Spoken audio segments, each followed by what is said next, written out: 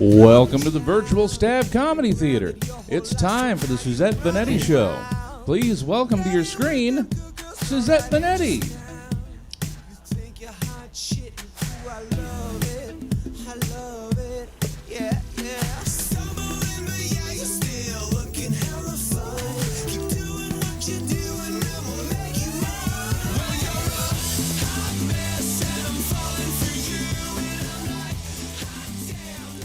Hi, everybody. It's, guess what, 5:03. That's time for the Suzette Veneti Show because it's Sunday and it's February 28th. So if you have anything to do on Leap Day, you're either a year too late or 3 years too early. So figure it out. It's not my job. Thanks.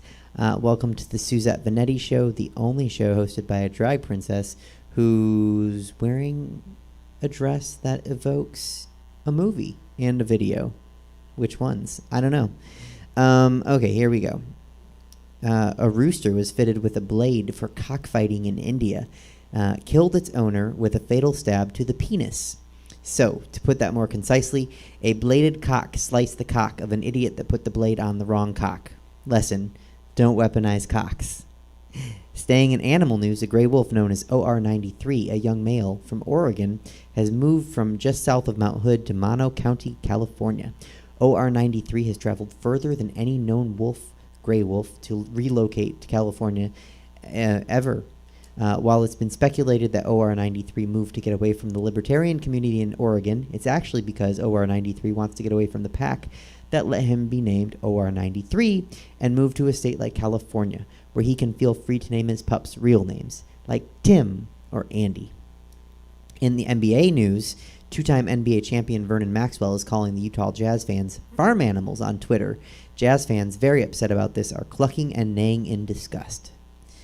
In politics, the House Republicans were furious. Sorry, it sounded like a drag family. The House Republicans were furious over the summer when the House made unprecedented changes, allowing lawmakers to designate a proxy and vote on their behalf amid traveling concerns due to the COVID-19 pandemic. Now, the House Republican leadership even is leading a law, back then they led a lawsuit over the change, calling it unconstitutional.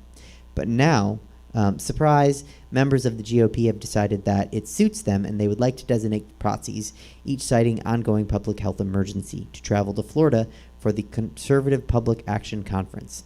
This, of course, is not the first time the GOP has been hypocritical. You can read all about all the other times they've been hypocritical on the bathroom stalls in the truck stops that they like to frequent. That was a long way to go for that joke. In local news, Joseph Lowwater allegedly rammed his white SUV into a victim's vehicle at a Target parking lot when a parking dispute escalated and became a hit and run. I was going to make a joke about them targeting vehicles, but then the more I read about it, the more I read that Mr. Lowwater screamed racial slurs at the couple that he hit with his white SUV. He's a douche, and I don't have a joke there. But that's okay, because we're just going to move on with the rest of the show to where the real talent is. And just a quick reminder, Stab Comedy Theater's information is above my pretty little head, so if you want to send some coin or give a follow, that would be amazing. If you're watching on Twitch, give a follow and throw up some fun emojis, and if you have questions during the show, go ahead and type them, and if they're good, we'll say them on the show. But with that, I want to get to my friend and frequent contributor. He's always boiling a pot for me, and it's time that I ask him my weekly question. Clifton Ellison, what's the tea? Hey, Suzette, how you doing? How are you? I'm good. You know, over here, I had a wonderful weekend. I know this sounds hard to believe, but I went wine tasting for the first time yesterday. Okay. I got pretty fucked up. And it was amazing. And I bought this wonderful bottle of wine called Dulce. And it's a red wine. It has like little hints of raspberries and things up in it. I'm drinking it right now. And yeah, I'm not classy. I drink my wine out of a regular glass, but you know, hey, we're in a panini right now, so you know, you take what you can get. As far as celebrity news, because we're in a panini, it's very ashy. It's very dry, very unmoisturized, very like, is this something that I think that the girls will want to talk about, or is this just something that was brought up because the girls are bored? Which, you know, I put Azealia Banks on the sick and shut-in list a long time ago because I know she's not well. And, you know, I have my own mental health issues, but Miss Girl, I don't know what's going on with her, but she got engaged, and then she posted a picture of her wedding ring, which was like, it was a Jewish symbol because her fiance is Jewish. And so then I guess wearing it as a wedding ring was offensive. I'm not Jewish, so I don't know. So that's why I'm just talking what I hear. Was it a Star of David, or was it the Hamsa, the hand with the thumb and the pinky are equal? It was the star. Okay.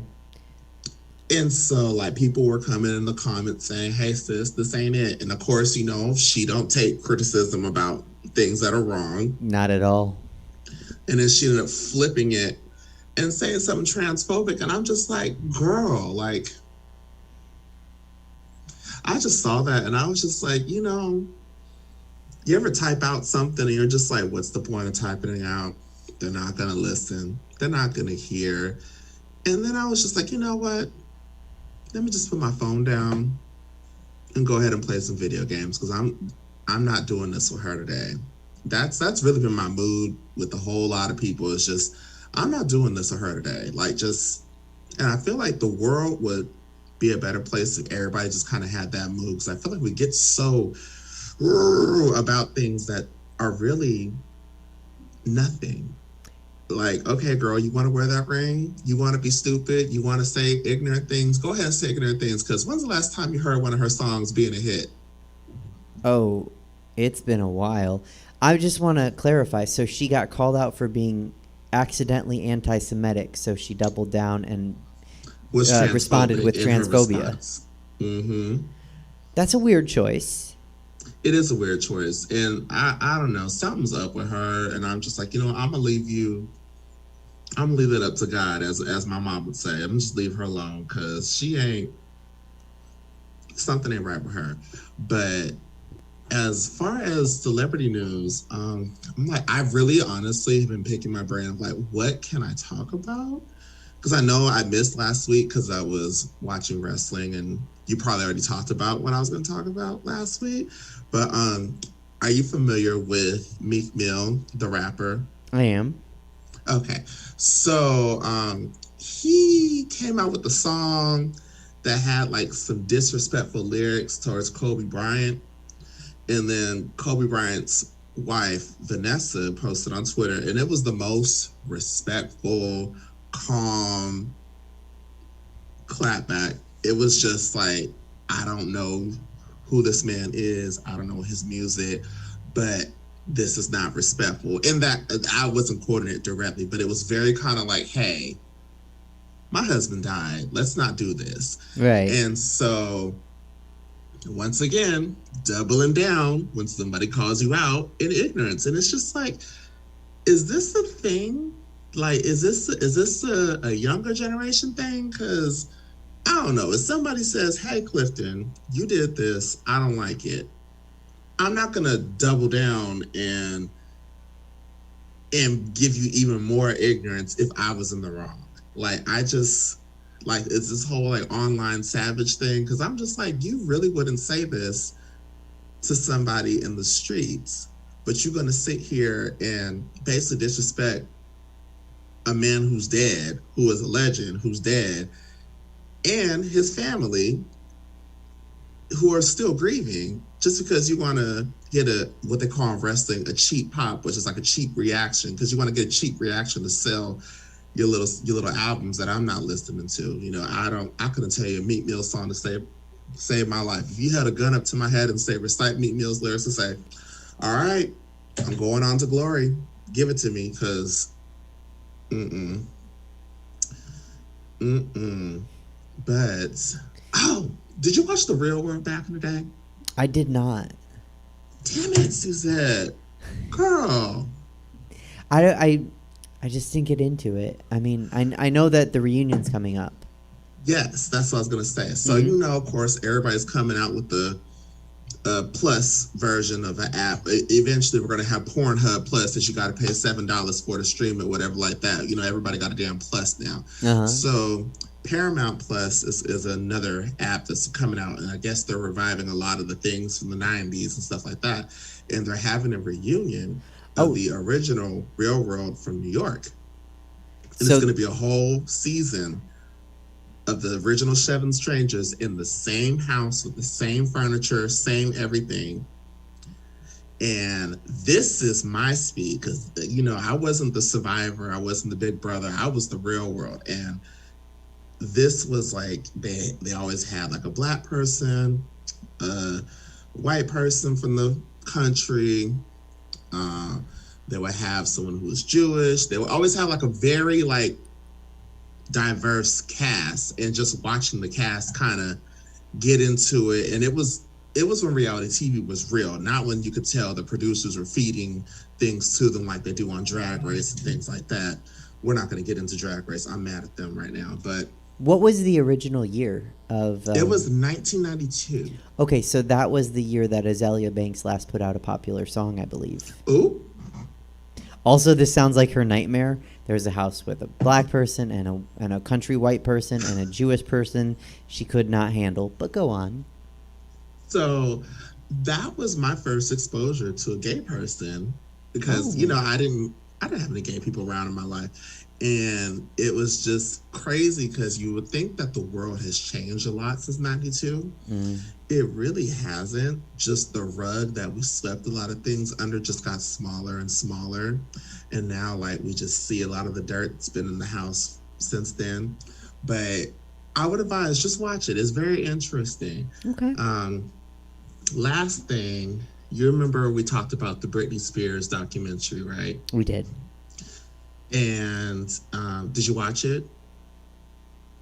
No, not yet. Miss Girl. I know, I'm letting you down. I don't watch anything. We are in a panini. You got all this time in the world. I don't. I know you got, well, yeah, I know you working and things like that, though, but Brunch is a 7-day-a-week job, honestly. It is. It really is. A lot of planning. We have a new layout. I saw. I was there on Friday. You were, that's right. Mm-hmm. That's our new brunch layout. It looks phenomenal. I was like, okay, we are making this work. That was the test run for brunch. Like, did it work? Okay, cool. No, it worked. I had a good time, and I liked. It was very spaced out. Yes. It was very, like, the way how y'all do it. You don't feel like you're in a parking lot or outside. Like, you're just like, okay, we here, we having a good time, and after a while, you're just like, well, shit. I forgot I was in a panini because I've been drinking all this wonderful nectar of vodka. Right. And we want the tables spaced out so you don't feel like, you know, you're still getting your distance from socially distance unless you come with people. And we can actually seat more people in, you know, and give people more space. So, and I think it's a better viewing experience and a better performance space. You guys have your stage and the lighting and everything like that. I was like, okay, good on you, bitch. I see you. But speaking of staging and lighting and dancing, you were saying Britney Spears. So the Good Morning America had one of the lawyers from the conservatorship on there. And on the documentary, she at that time was not involved with it, but then she got back into the case. And it's just so ironic because one, you know, The Blast, it's like another internet kind of talk show. You've probably seen their videos floating around. So The Blast actually put the lawyer on blast because I guess this lawyer is about to go on trial for malpractice in the conservatorships with two other clients, which one of them is Mickey, who was the, God Jesus, the wine girl, the wine. Who was the actor that played in that movie called The Wrestler? Mickey and he Rourke? was also on, yes. So there was a conservatorship battle with him. He got out of it, but then this bitch then took a lot of money. And also, too, Forbes raised a red flag. How is Britney Spears only worth $60 million, but you had a residency that you're getting paid $500,000 a night, and that residency was going on for 5 years straight, and it was sold out predominantly most of the time. Then you went on tour overseas with that residency, made hella money. You had perfume lines and released not one, not two, not three, but 4 albums during this whole time, but you're only worth $60 million. But Taylor Swift and the other girls are worth 100, 200, like much higher. And something in the milk ain't clean with that. And that's the red flag that the girl was raising. She was just like, okay, so Britney is paying for the lawyers that are supporting her, and she's also paying for the conservatorship that she does not want to be in. So 2 hands are in the pot taking all this money. And I was just like, how is it that and then I was feeling a type of way because there's another documentary coming out, and I'm just like, okay, what more can you tell us that this one didn't tell us? So now are you starting to profit off of this girl's pain? Like, I don't know, something just don't seem right. I just want my Britney back. I feel like, just like with COVID, we're getting closer to some sort of resolution here. It's just all too public at this point. Yeah, so, which is a good thing because the girls have been trying to tell everybody for years, and since this thing finally came out, now everybody's starting to get like the reckoning, and you know, people are putting out the little iOS press release notes app apologies, like Justin. That bitch. Anyways, Team Backstreet Boys over here, by the way, but Backstreet's back, all right. Girl. But yeah, that's really it. Everything's just been Nintendo and wine over here. Although the one that looks like a gnome, like a troll doll, the Backstreet Boy, just, side note, the Backstreet Boy that looks like a troll doll, I don't remember his name. I know you're talking about Brian. Yeah, he's super into Trump, and he promised the Trump campaign that they would all perform, and then the other 4 Backstreet Backs were like, no. So, yeah, in my mind, they're a quartet now. They're not what do they call it? Quint is 5, right? So they're a quartet now. We don't talk about Brian. Brian's chop for me because I saw that, and he was on Parler talking mess and everything like that. And I'm just like, you would think in 2020, 2021, you see the ramifications of lining yourself up with Donald Trump. And if you want to keep your bag and if you want to keep the money flowing, you would just be quiet, keep it to yourself, but you're so vocal with it, and then you wonder why shit plummets around you. He needs to know that Destiny's Child once had 4 members. And now Farrah Franklin is somewhere stalking a wet seal. So just saying, they don't need you, troll doll Brian. And Latavia, bless her heart, she just got off a shift at Costco, and I mean, LaToya Luckett, she had some solo success though, but Farrah Franklin, girl, how you get into a group, you're only featured on 2 songs, you ain't said not near one ooh or ah on an album. How you fuck up your bag, girl? Like, Michelle knew her place, and that's how Michelle stayed. But Farrah just, how you fuck up your bag? And I'm gonna send you a link because there's a funny video from 2000. They're recording independent women, and they're like, she's like, I want to catch a flight. And then Beyonce is like, we can always send you your luggage. And then she's like, how am I going to go home without my luggage? And then they say, and then it goes to commercial break, and the commercial comes back, and then you hear Beyonce saying, and that's when we've decided to become a trio. And I was like, girl, you done fucked up your bag. Lesson of the day, don't fuck up your bag. Don't fuck up the bag. Azalea Banks. I mean, there's no bag coming. Girl, that bag is gone. Had it now. That bag is in the recycling bin. I know.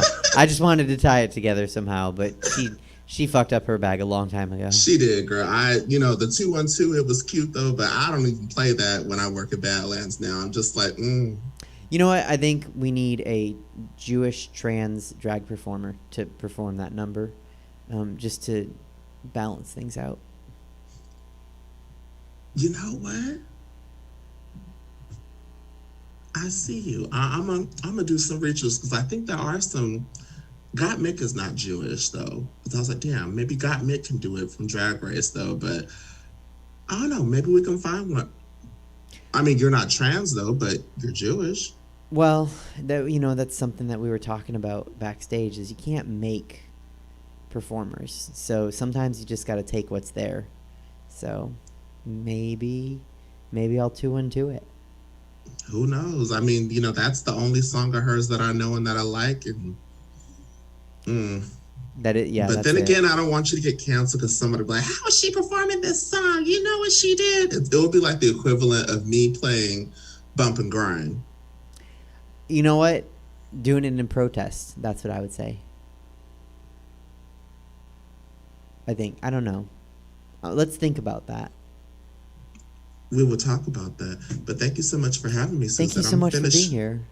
Finish my glass of Dulce and I'm gonna listen to the rest of the segments as I see Miss Chelsea over there looking delicious. And hi, Brittany, how you doing? Yes, so thank you so much for having me, Suzette. Thank you for joining us from the Real Housewives house, Clifton. Yes. And it's always a pleasure. And I'll see you. A Real Housewives house of foreclosure, but I will see you soon.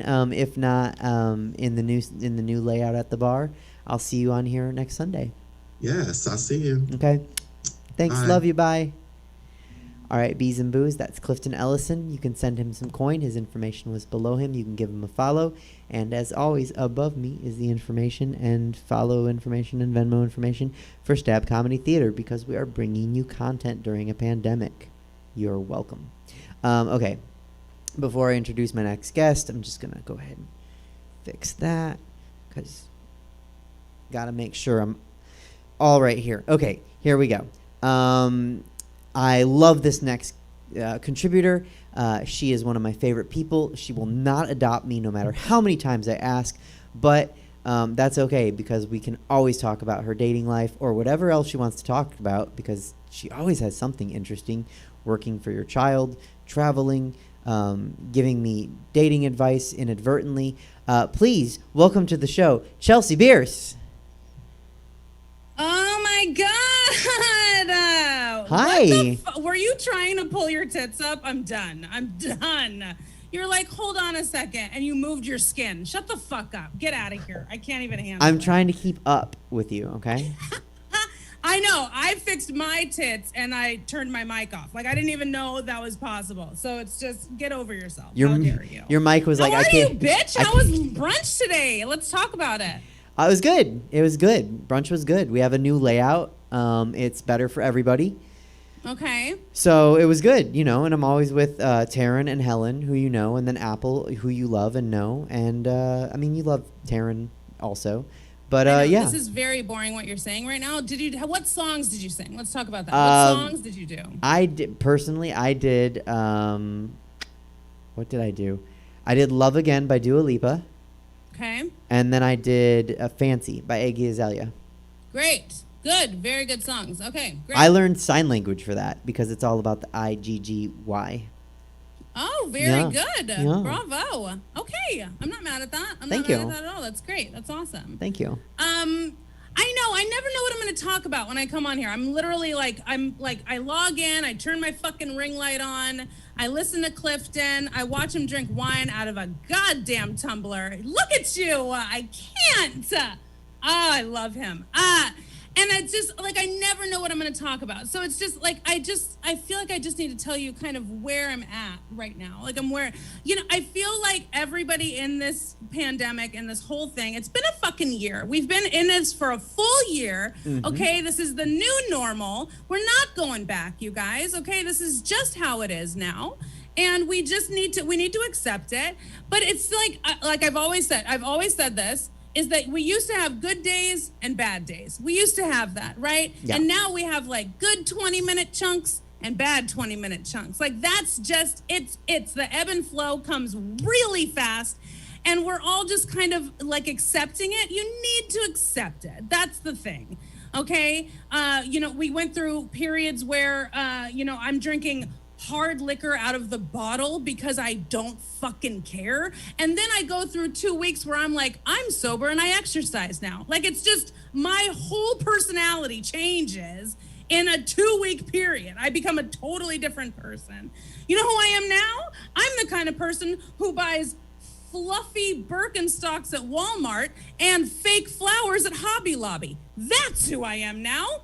That's where I'm at in my quarantine situation. That's a mood. We go through different phases, y'all. Okay, I'll start exercising tomorrow, but today I'm buying fake flowers at Hobby Lobby and I'm wearing fake fur Birkenstocks from fucking Walmart.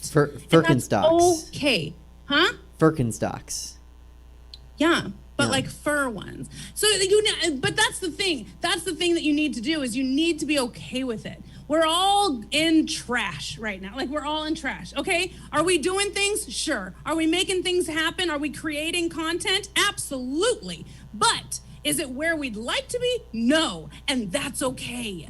If there's a day that we sit and drink wine out of a tumbler and play video games for 7 hours straight, that's okay. Like that's what we need to do is we need to be okay with that. You know what I mean?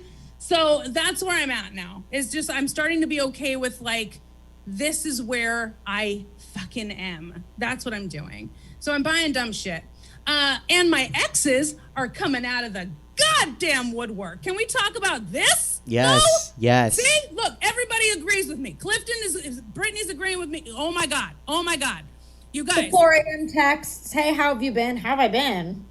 See? Oh my God. See? You're It's totally a thing. It's totally a thing. I can't even handle it. There's so much energy on it. Me and Brittany are like the same person. We're just like, I'm Brittany with a tan and 40 extra pounds. Like, so that's just wait, you guys, you'll fucking see, okay? When I first saw the person, the interview guest today, when I first fucking saw her, I was looking at her and I was like, who the fuck is this that can match me with energy on stage, that can do crowd work like me on stage, but then I'm like weirdly like attracted to her, but I'm also intimidated like crazy. I'm like, who the fuck is, get her off the stage. I don't like her. What we call that is sexual tension, Chelsea. That's what we call that. So anyway, what I'm saying is my exes are just coming out of the like they're falling from the damn sky. That's the thing. They're falling from the sky. And the level of manipulation is actually almost inspiring. I'm like, how in the fuck are you gonna try to use the fact that you're so lonely and sad and you haven't adapted as a person, you haven't gotten any better, but now you think that you can just weasel your way back in because you think that I'm at your left? Fuck all the way off. I can't. No. Yes, I am lonely. Sometimes I am sad, but guess what? I'm using this time to be okay with myself and to be, thank you. See? Fuck. Clifton, give me some of your goddamn wine. Oh my God, I can't even handle it. Your exes are not at your level. Your exes are way below. That's why they're your exes. I hear you and I believe you. Here's the trick though, is that they don't get it. Like they don't get it. Oh. They don't get it. You know, when you're there, you don't get it. Would you like me to tell them? I'm not even kidding. I literally have an ex who became obsessed with me, who would come to all of my shows, tell me what jokes I could say and what jokes I couldn't say. And then when I wouldn't talk to him, he broke into my mom's fucking house so that he could try to talk to me because he knew I was there that day. And I'm like, on what planet is this okay? Like, and now he's texting me back and he's like, so we should get together because you haven't heard my side of the story and da-da-da. And I'm like, you won't talk your way out of this. I'm so sorry. This is done. You're clinically insane and it's not going to work. We've talked about this ex on the show. And I believe you dated for two months? Oh yeah, we dated for 2 and I tried to break up with him for 8. Right. There is no side of the story, boo. The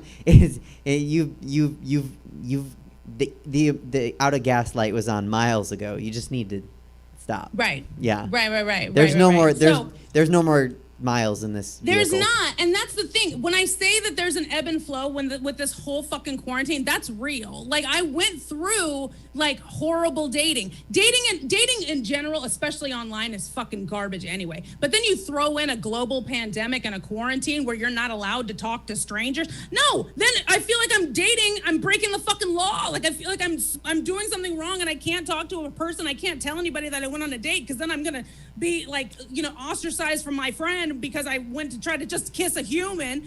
So it's just like, I feel like I'm doing everything wrong. I feel like single people in this world just can't fucking win.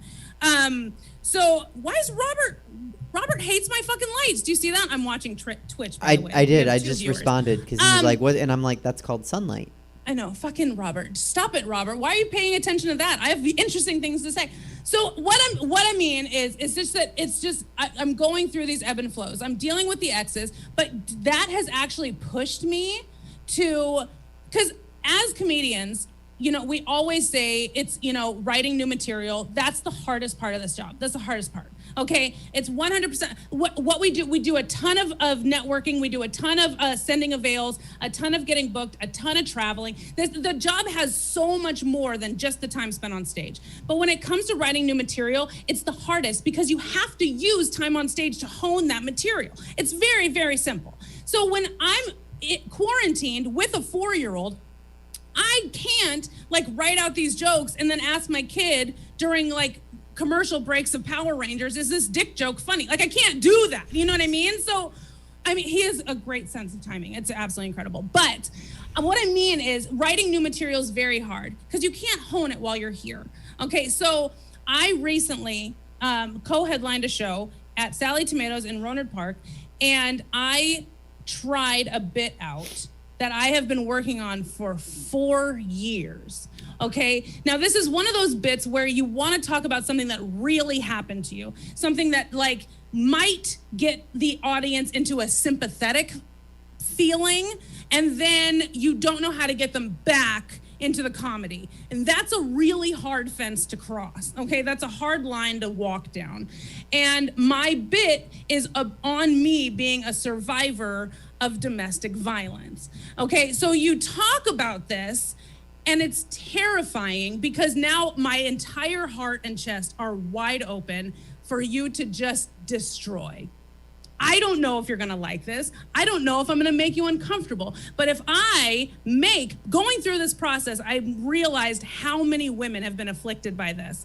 And I really took it upon myself. I have to write this bit. I have to make this fucking real. I'm a fucking survivor, and I have the power of being on stage and a comedian and have a microphone to use this medium to talk to someone. And if I hit one person, if I let one person know that they are not by themselves, that they're strong as fuck, that they can get the fuck out, then I've done my job. That's it. I'm absolutely okay with that. So I did this bit, and I'm not even kidding. My friend recorded it, thank the fuck God, because I kind of blacked out when I did it, because I was petrified. I did this bit because I didn't know, I could tell the story, I could lead up to it. I gave all these setups, joke, real, kind of joke, and then I didn't know where to go. So I figured out where to go, and I finished the joke, and it ended with an applause break, and I got tears in my eyes, and I was like, and then at that point, I was like, I just wanted to get off stage. I told an old joke that I've known since 1943, and I was like, I'm out, ah! I just ran off stage. So I think the reason that I'm telling you that now is because I have, in this quarantine, in this year, I have hit rock fucking bottom. I've hit absolute rock fucking bottom. Suicidal thoughts, alcohol like crazy, blackouts, but I still have maintained and been okay for my kid, because I need to be okay with my kid. And I need him to know that this is not the end of the fucking world. You know what I mean? I need to stay strong for him. But now my ebb and my flow is I am going so fucking high, and I'm on this thing where I'm like, no one can fucking touch me right now. I am writing new shit. I feel empowered as fuck. I feel like I could conquer the goddamn world, and I want to feel this feeling for the rest of my fucking life. So that's where I'm at now, and I'm riding this wave. And if anybody out there is feeling at all less than this feeling, just trust that it can come. Live in that shit. Live it out. Don't try to numb it out. Live in it. Go through it. It sucks ass, but you'll be stronger when you come out the other side. Okay. I'm going. What? Go. What do you have to say? Go. I'm going to tempt this mood from you. I wrote a new joke, a cheesy joke, and then I had a fun observation at brunch today. I think you'll laugh at the second. I'm not sure about the first. Would you like to hear? Oh, God. I mean, you've given me no choice. Go. Okay, thank you. So a table the other day was like, hey, Suzette, where are you from? And I was like, Pittsburgh. And they were like, what brought you here? And I was like, well, I went with an X to New York and then an X to L.A. and then with an X up here. And then I was like, oh, so I guess tic-tac-toe, like 3 X's in a row. And then really quickly I was like, and all those X's and no O's along the way. Very good. Oh, thank you. Okay. That's a good joke. Thank you. It's a good joke. Yeah. And then the other one was at brunch today. Taryn, who you know and love, and I know and love, she did The Edge of 17 by Miley Cyrus with Stevie Nicks. And I was hosting, and so I got on the mic, and I was like, no. She's not on The Edge of 17. Like, The Edge of 17 was a long time ago for Taryn. Oh. Yes. Okay. Yes. Well, not as funny as the joke. No, I get it. I mean, I get it. Edge of 17. I mean, yes, exactly. I mean, you could say something like, the edge of, she was being born on 1917 or something like that. You know what I mean? Like, the Edge of 17 was a long time ago is totally fine, but find a way to give it an actual, Look, I'm just excited because you said earlier, like us comics, and you said us, and I'm here, so I count as the us. Oh yeah, no, I was talking about me and Brittany, but I totally hear you. Yeah. I'm climbing. I'm kidding. Jesus Christ, I didn't make fun of your wig, so I had to give you a little bit of shit. Because you can't anymore. But yeah. No, you look great. You look great. Because Liz is in my life. I've been talking a lot, so I'm gonna go. But and I'm out of champagne. I was doing mimosas today. So I had to keep that going. But yes, go talk to Brittany. She's great. She's absolutely good. She was just on my show, Who Wrote the Shit. By the way, watch Who Wrote the Shit every single Monday, 6 p.m. Pacific, 9 p.m. Eastern. Suzette, we have to get you back on that show because I would love to. Yeah, no, absolutely. It was really, really fun. So I would love to be on. And Apple and I were just talking about how much fun it is today, especially the episode where, for his life, that guy could not say her name. Oh my gosh, he could not say Apple Adams. That was absolutely incredible. It was a different name every single time. Every single time. And he was like, okay, I've said it wrong every other time, so this time I'm going to go with Apple Adams. And we were my God. You guys were like, what the fuck is wrong with you, sir? I was like, Apple's one of the first words you learn, baby. Like, what, how, okay, all right. Yeah, all phonetic. It was very, very fun. And also, Jesse there at Stab, he helped me. We started producing Drawing a Blank, which is comedians playing Pictionary, and that's every single Wednesday at 9 p.m. Pacific. So every Wednesday. So every single Wednesday. We don't have anything to do. Yeah, okay, fuck it. We'll do a weekly show. So Drawing a Blank. So Who Wrote This Shit? Mondays at 6 p.m. Pacific. Yeah. And that's you go to the Instagram. There's a link tree, and then every Wednesday here at Stab Comedy Theater at 9 p.m. Drawing a Blank with Chelsea Bearce. Yes, that's true. Great. Go. Have a good show. I will. Thank you. I love you too. All right. I miss you. Miss you. Bye. Bye. All right, everybody, peers and queers. That was Chelsea Bearce. Follow her. Send her some coin. Pandemic. Blah, blah, blah. Stab Comedy Theater. Bringing you content. Send some coin. You're welcome. We're fabulous, and you should support. Okay, so with that, we're going to get to my interview guest, who Chelsea hard co-signed on. So you know it's going to be a good, because when she was like, this person matches me with energy, she's dynamic, she's amazing, she's funny, you guys knew she wasn't talking about me. All right, so tonight's guest is a dynamic comedian from Miami who splits time between Miami and New York. While she's only 4'11", her resume is huge. I already like her because she's Italian and she talks with her hands. Please welcome to the show, comic and actress Brittany Brave. Hello. How are ciao, you? Ciao, ciao. Hello. I'm Welcome. Great.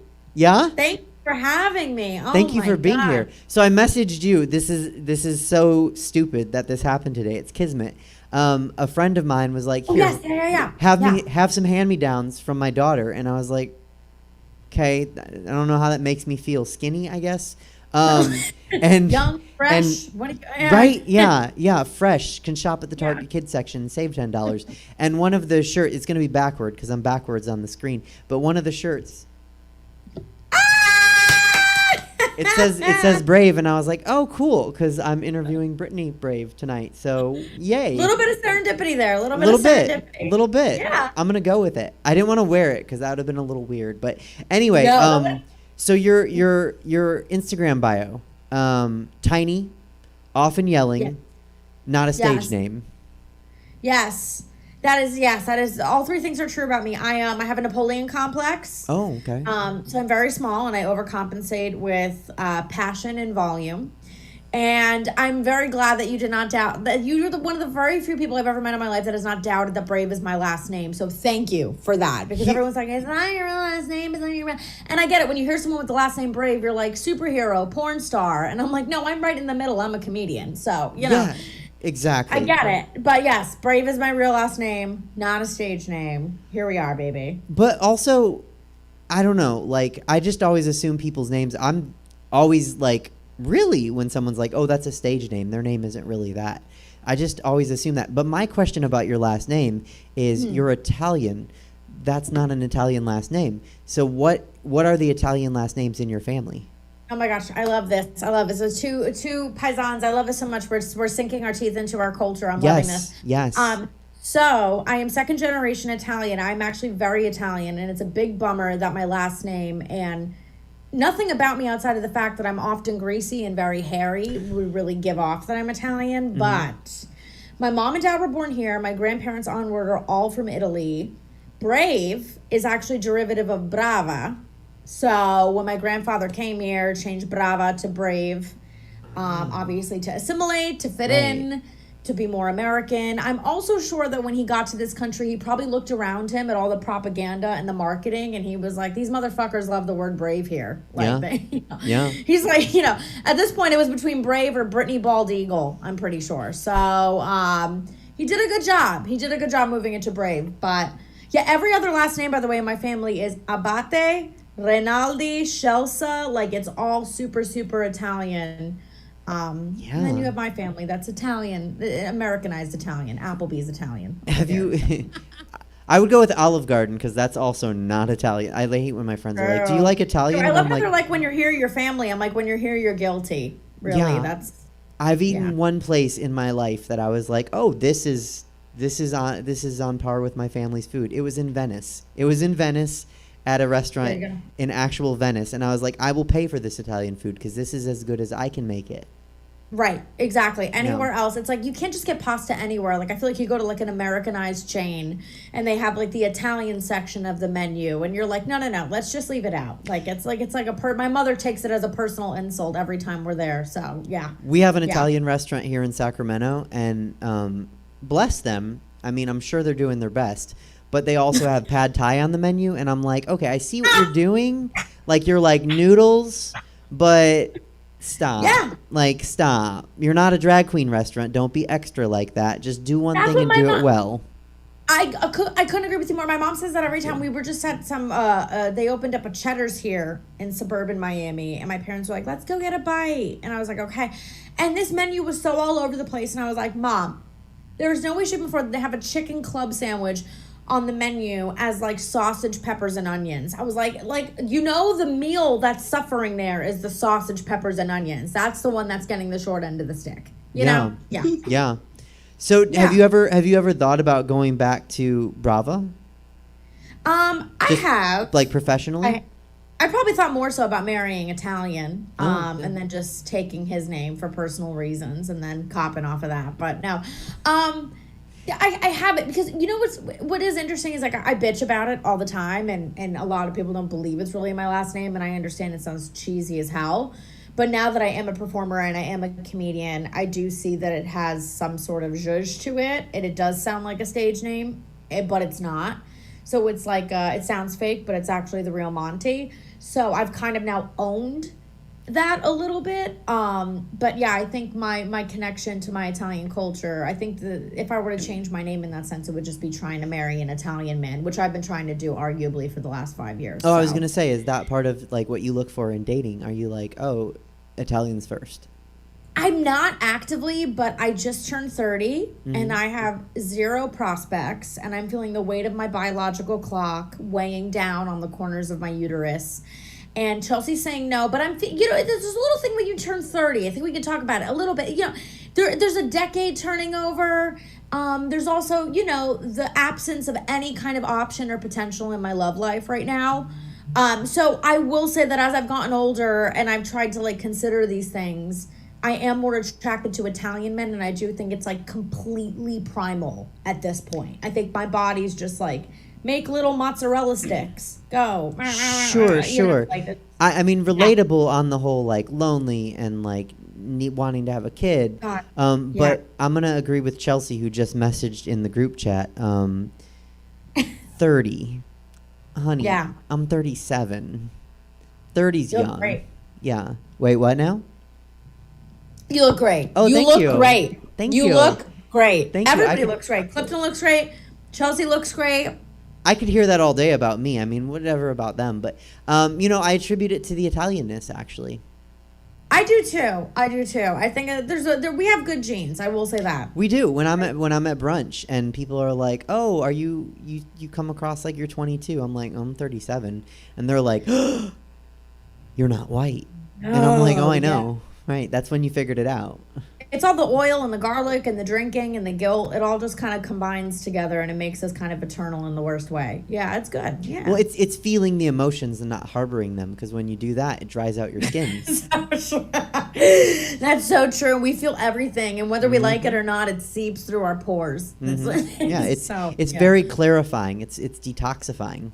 It is. We have the Trevi fountain inside all of us. That's very true. Yes. Wow, good reference. Everyone else is like, what now? A Trevor who? Google it. It's beautiful. Yeah, no, it's a very beautiful fountain, the Trevi fountain. Okay.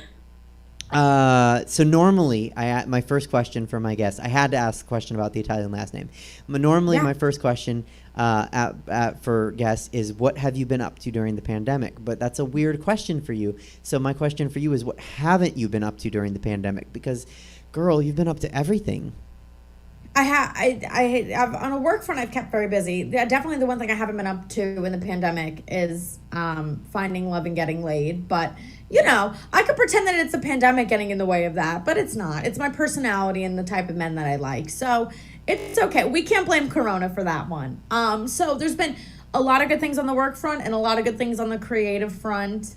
And the things that I haven't been up to in the pandemic are finding love, which I guess I could cut myself a little bit of slack, but yeah. I think, I mean, you heard Chelsea's segment. Like, there's a lot going on. It's hard out here. It's not a good dating moment, the pandemic. No, nobody knows what they want. Nobody knows where they're going. And I mean, as a straight woman into men, they never knew what they wanted or where they were going beforehand. And now they have a pandemic that they can rely on as an excuse. So it's all bad. That's just it. And then everything is kind of long distance, mostly virtual. Everything's up in the air. And we all have that excuse of Corona that we could just bow out of all of our engagements and all of our bullshit. And at least in a dating context, people are definitely doubling down on that. They're just like, well, I don't really know. Poof, bye, I'm gone. You know, so there we go. Yeah. Dating is, I don't even try. Because it's like, what's the point right now? I would love to hit fast forward and just land in a healthy relationship. I don't want to fuck around. I don't want to see. I don't want to go back and forth. I don't want to know what's going on or what's not going on. I don't want to be on. I don't want to be off. I'm over it. That's it. I'm over it. The one night stand thing doesn't do it for me. The just hooking up thing doesn't do it for me. I'm very over that. But also the in-between is where it's exhausting and where it's draining. So if there were some magic button somewhere, I'd pay money I don't have to just boom, assume and fast forward into a stable, healthy relationship.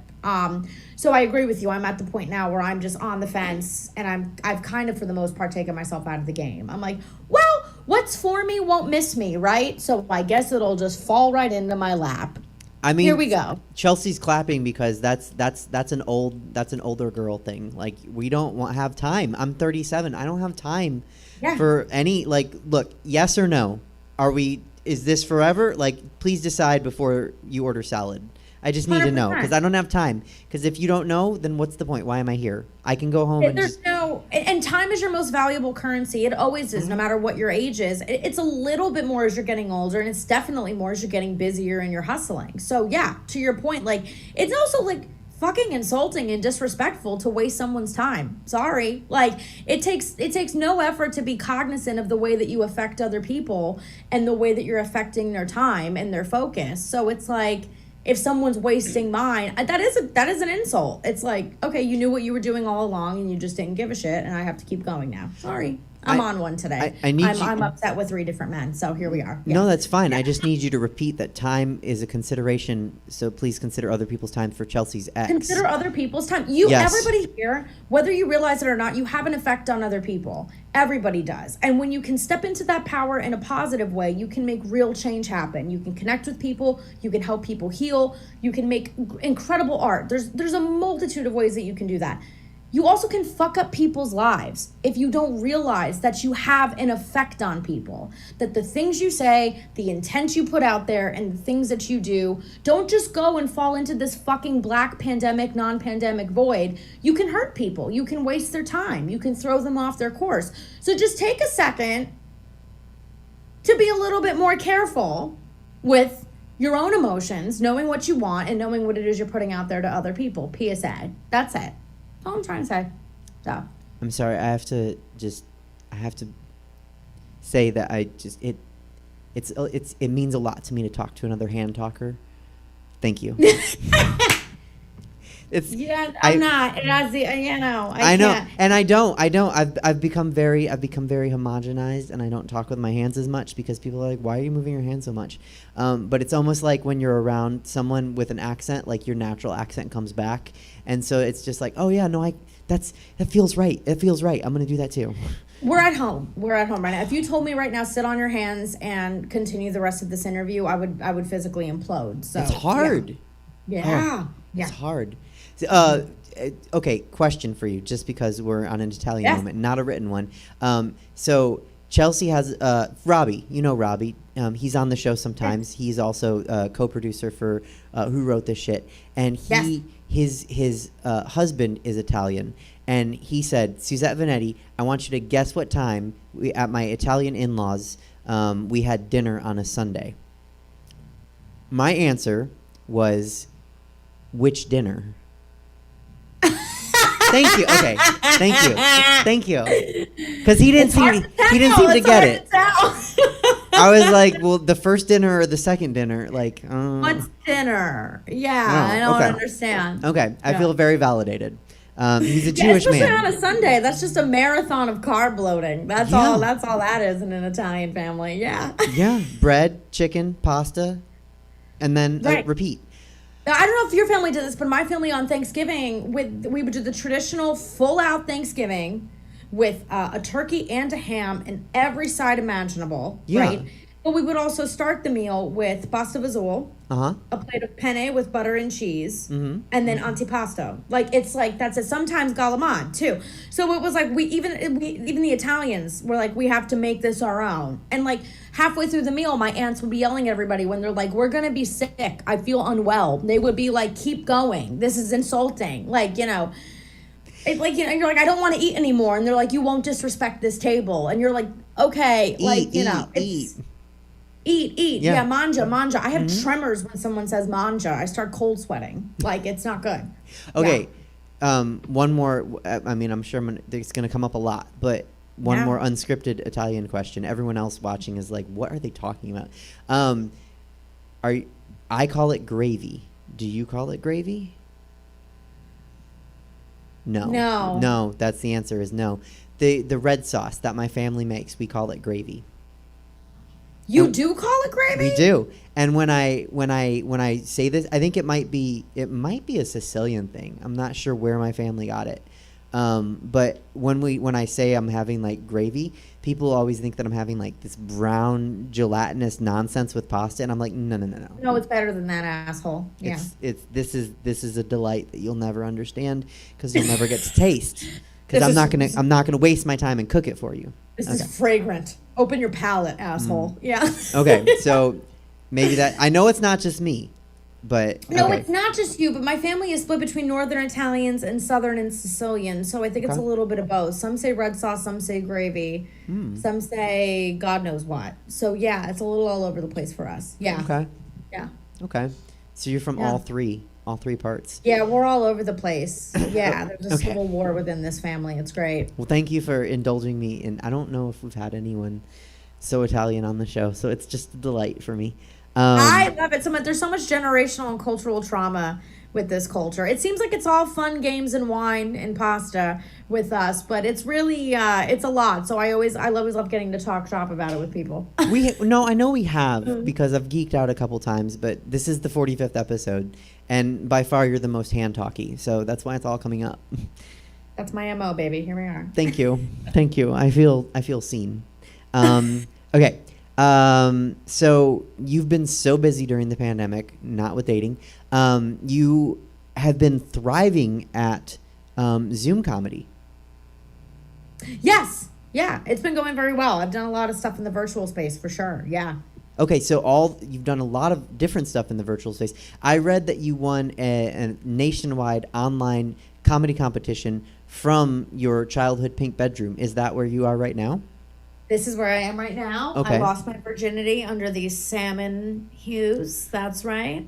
And these cheap tiki string lights from Walmart right here. I know everything in this room spells innocence and intimacy. But yes, yeah, it's incredible, to have lost your virginity in this room and then come back 10, 15 years later. Who knows? Time is a spectrum. I don't know. And then win a virtual comedy competition. It was like a weird full circle. It was great. Yeah. What's it like? So why? Okay, I mean this in a positive way. Yeah.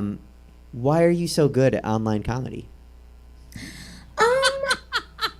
I know I don't know how to ask that. Like, look, you're thriving. Brittany is thriving at online comedy, and like I don't hate it, but I don't love it. And I know that Chelsea, you don't love it as much as being in person.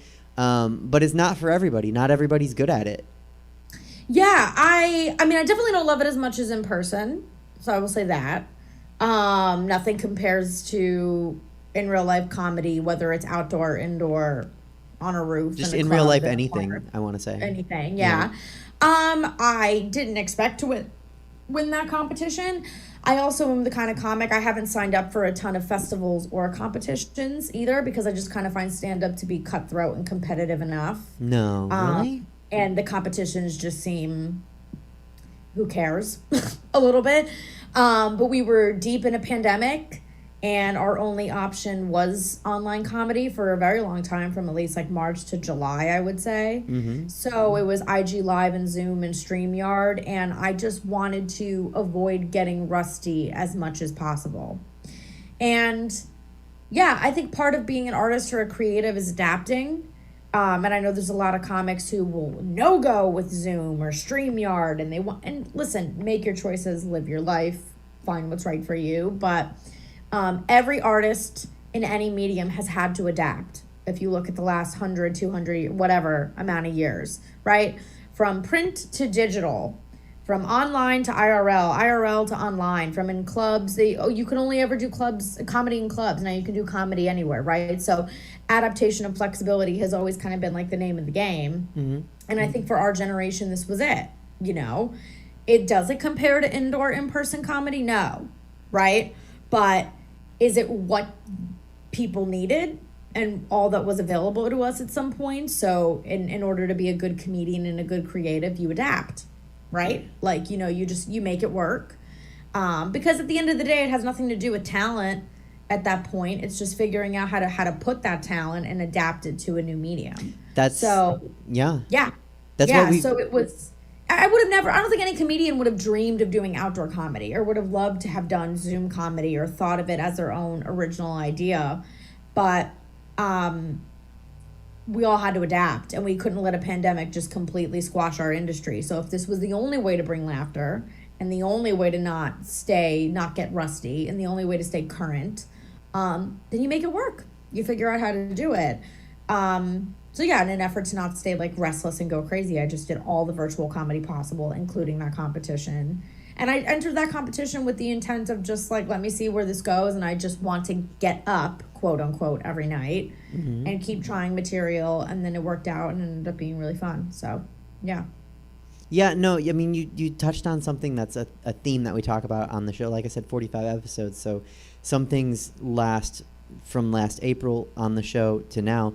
And that's if you're an artist of any kind, drag, comedy, whatever, and you're like, no, I'm just going to wait until things go back to the way they were, then you don't really want to be an artist because you're going to figure out how to do something, even if like I do this show. Like is it stand up? No. But at least I'm figuring a way out to still do something creative. I don't know. Not that I'm the bar. Well, it's the same way if you think about it as a comedian pre-pandemic, where you would have club shows in really great rooms, right? And then you would have bar shows where people are drunk and they're screaming at you.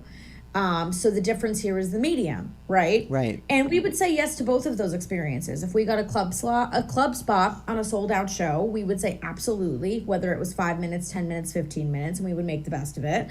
If we got a 10-minute spot on a drunken bar show, we would say absolutely, right? And we never really considered the medium before then. We just said it's an opportunity for me to hone my craft, get fans, make people laugh, do what I love, so on and so forth, right? And then suddenly I think there was a portion of our comedian community that got weird about phone comedy and laptop comedy. And I was like, it's really no different if you think about it. It's the exact same way you would read a room in a bar, in a park show, on a roof, in a club. You know, you're just adapting to what the circumstances are. And I agree with you. I mean, nothing is ever going to compare to hot-blooded comedy, having human beings in front of you and feeding off of them in that moment. But you know, the beauty of virtual comedy is you can meet people in South Africa and London and Canada and God, you know, anywhere and be able to make them laugh now. Whereas beforehand you'd be like, well, I'll try to raise the funds to get to go tour to you and visit you. You know, yeah. So, yeah, no, that's absolutely. I think the problem that I've noticed is when people don't adjust for the medium. When they're like, no, this worked live, I'm going to do the same exact thing digital. It's like, no, you can't. It's a different medium. You can't paint the same with I don't actually paint, so I don't know if what I'm going to say is making it make sense. You can't paint the same with watercolors that you would with crayons. Yeah, I know. I completely understand what you're saying, and I completely agree. Yeah, and I think there's a lot of that in comedy too, especially from the 70s and 80s now till today. That industry, our industry in particular, is very like, well, there's an old school way of doing it, and I've been in the game for a while, and this is and I'm imitating my father now. Obviously, no, I'm kidding. But there's a very like, let me tell you, and this is how it should be done, and blah blah blah. And it's like, well, no, that's how it should have been done 20 years ago when you were doing it. But there's been decades, man, since then, you know, and people consume content differently. So I don't know. I just think that the job of an artist is to be able to provide however, wherever on any medium and make it work. So agreed. Yeah. Agreed. Yeah. So that being said, what aspects are similar with Zoom comedy to in real life comedy? Zoom comedy is really, it's a really good exercise in timing, I would say. Timing and delivery. You know, I think it's a common thing that whenever comics feel like they're bombing, you know, we've all been there and we feel like things aren't going well, we tend to speed up and rush through our act and kind of lose control of our stage presence and our material. And I think Zoom is really good for that. So if you go in knowing, okay, some people might be on mute, some people's Wi-Fi might be bad, some people might be cooking while they're watching the show. This is not a traditional performance setting. And you can kind of separate yourself from the audience reaction. You can really use it as an exercise in like timing and delivery. I will say I and a couple of my really close friends in New York comedy, like we all feel like we became better writers through virtual comedy too, because it really comes down to the material. At the end of the day, if it's not funny, it's not going to land. If it's a really good joke, you could be screaming into your computer screen, and even if somebody's not paying attention, it will make them stop and pay attention because something funny just hit them. So you become really material heavy with that. And I think confidence too, that's part of being, this is not easy. Stand-up is torture. It's beautiful torture. And we all love it every day, but it beats us up every day. And there's some sick, twisted pleasure we get in it and being able to get up again the next day. And Zoom comedy really put us to the test of like, okay, so maybe, you know what, you can't actually feed off of people's praise or people's laughter. You actually have to lean on yourself and lean on your own messaging and your own material and just trust that it's going to get communicated. And it's maybe not about the medium and all the extra bullshit at the end of the day. It's just about like, I believe in this so much, I'm going to just say it right now. So I do feel like if you can do Zoom comedy or virtual comedy and get through it and feel okay and still hold yourself together, you can kind of handle a bomb in person now, because you're kind of like, okay. Well, I'm used to people not laughing. I'm used to this being awkward, yeah. I think depending on where you are, I'm not sure if you can't handle a bomb, maybe you shouldn't be in comedy. That too. Yeah. Yeah. Yeah, you start to love the bomb after a while because you start to become so attached to what it is that you're making that you actually appreciate the bomb. You're like, thank you. Thanks for letting me know it doesn't work. Now I know I'm one step closer. And there's a weird masochism to it. When you bomb, you feel like, oh, I'm a comic now. You do. Like, I'm a comic. Yeah. This is it. This is the beating that I just took tonight that like everybody takes. This is how this feels, okay? And if I really love it, then I know I'll show up for it again tomorrow. Yeah. I hate waiting for it. I hate being like, oh, it's coming. Yeah, it hasn't happened in a minute. It's gonna happen soon. Yeah, it usually comes after a bunch of successful shows too, from what I've noticed. You have a nice little good run, and then you're like, it's coming. It's coming. I'm gonna get knocked down a peg or two. Yeah. Yeah. What do you like about it, about Zoom comedy? You kind of already answered, but is there anything you haven't already said? I think the ability to reach people you wouldn't normally reach is nice. In the very early stages of quarantine, not really now, I'll be honest, not as much now, but this time last year, like I would say March through May, when people were in true lockdown and really didn't have any source of an outlet or release, they were really giving their undivided attention to these virtual comedy shows on IG Live or StreamYard or whatever. Mm-hmm. And that was really nice. That was like a level of attention you wouldn't get sometimes in a normal comedy setting. So, but yeah, I just think it's another way. If you're addicted to making people laugh and addicted to making comedy, like it's just another way to do it now. And it's kind of cool that it's never going to go away, I think. Like you'll always have it. Even if you're like, I don't feel like going out tonight and schlepping to a comedy club or an open mic, I don't think this is going away. You can just log on to Clubhouse or Zoom or whatever and be like, I could still technically do comedy tonight and make people laugh, from my home. So absolutely. Also surprised that you just used the Yiddish term.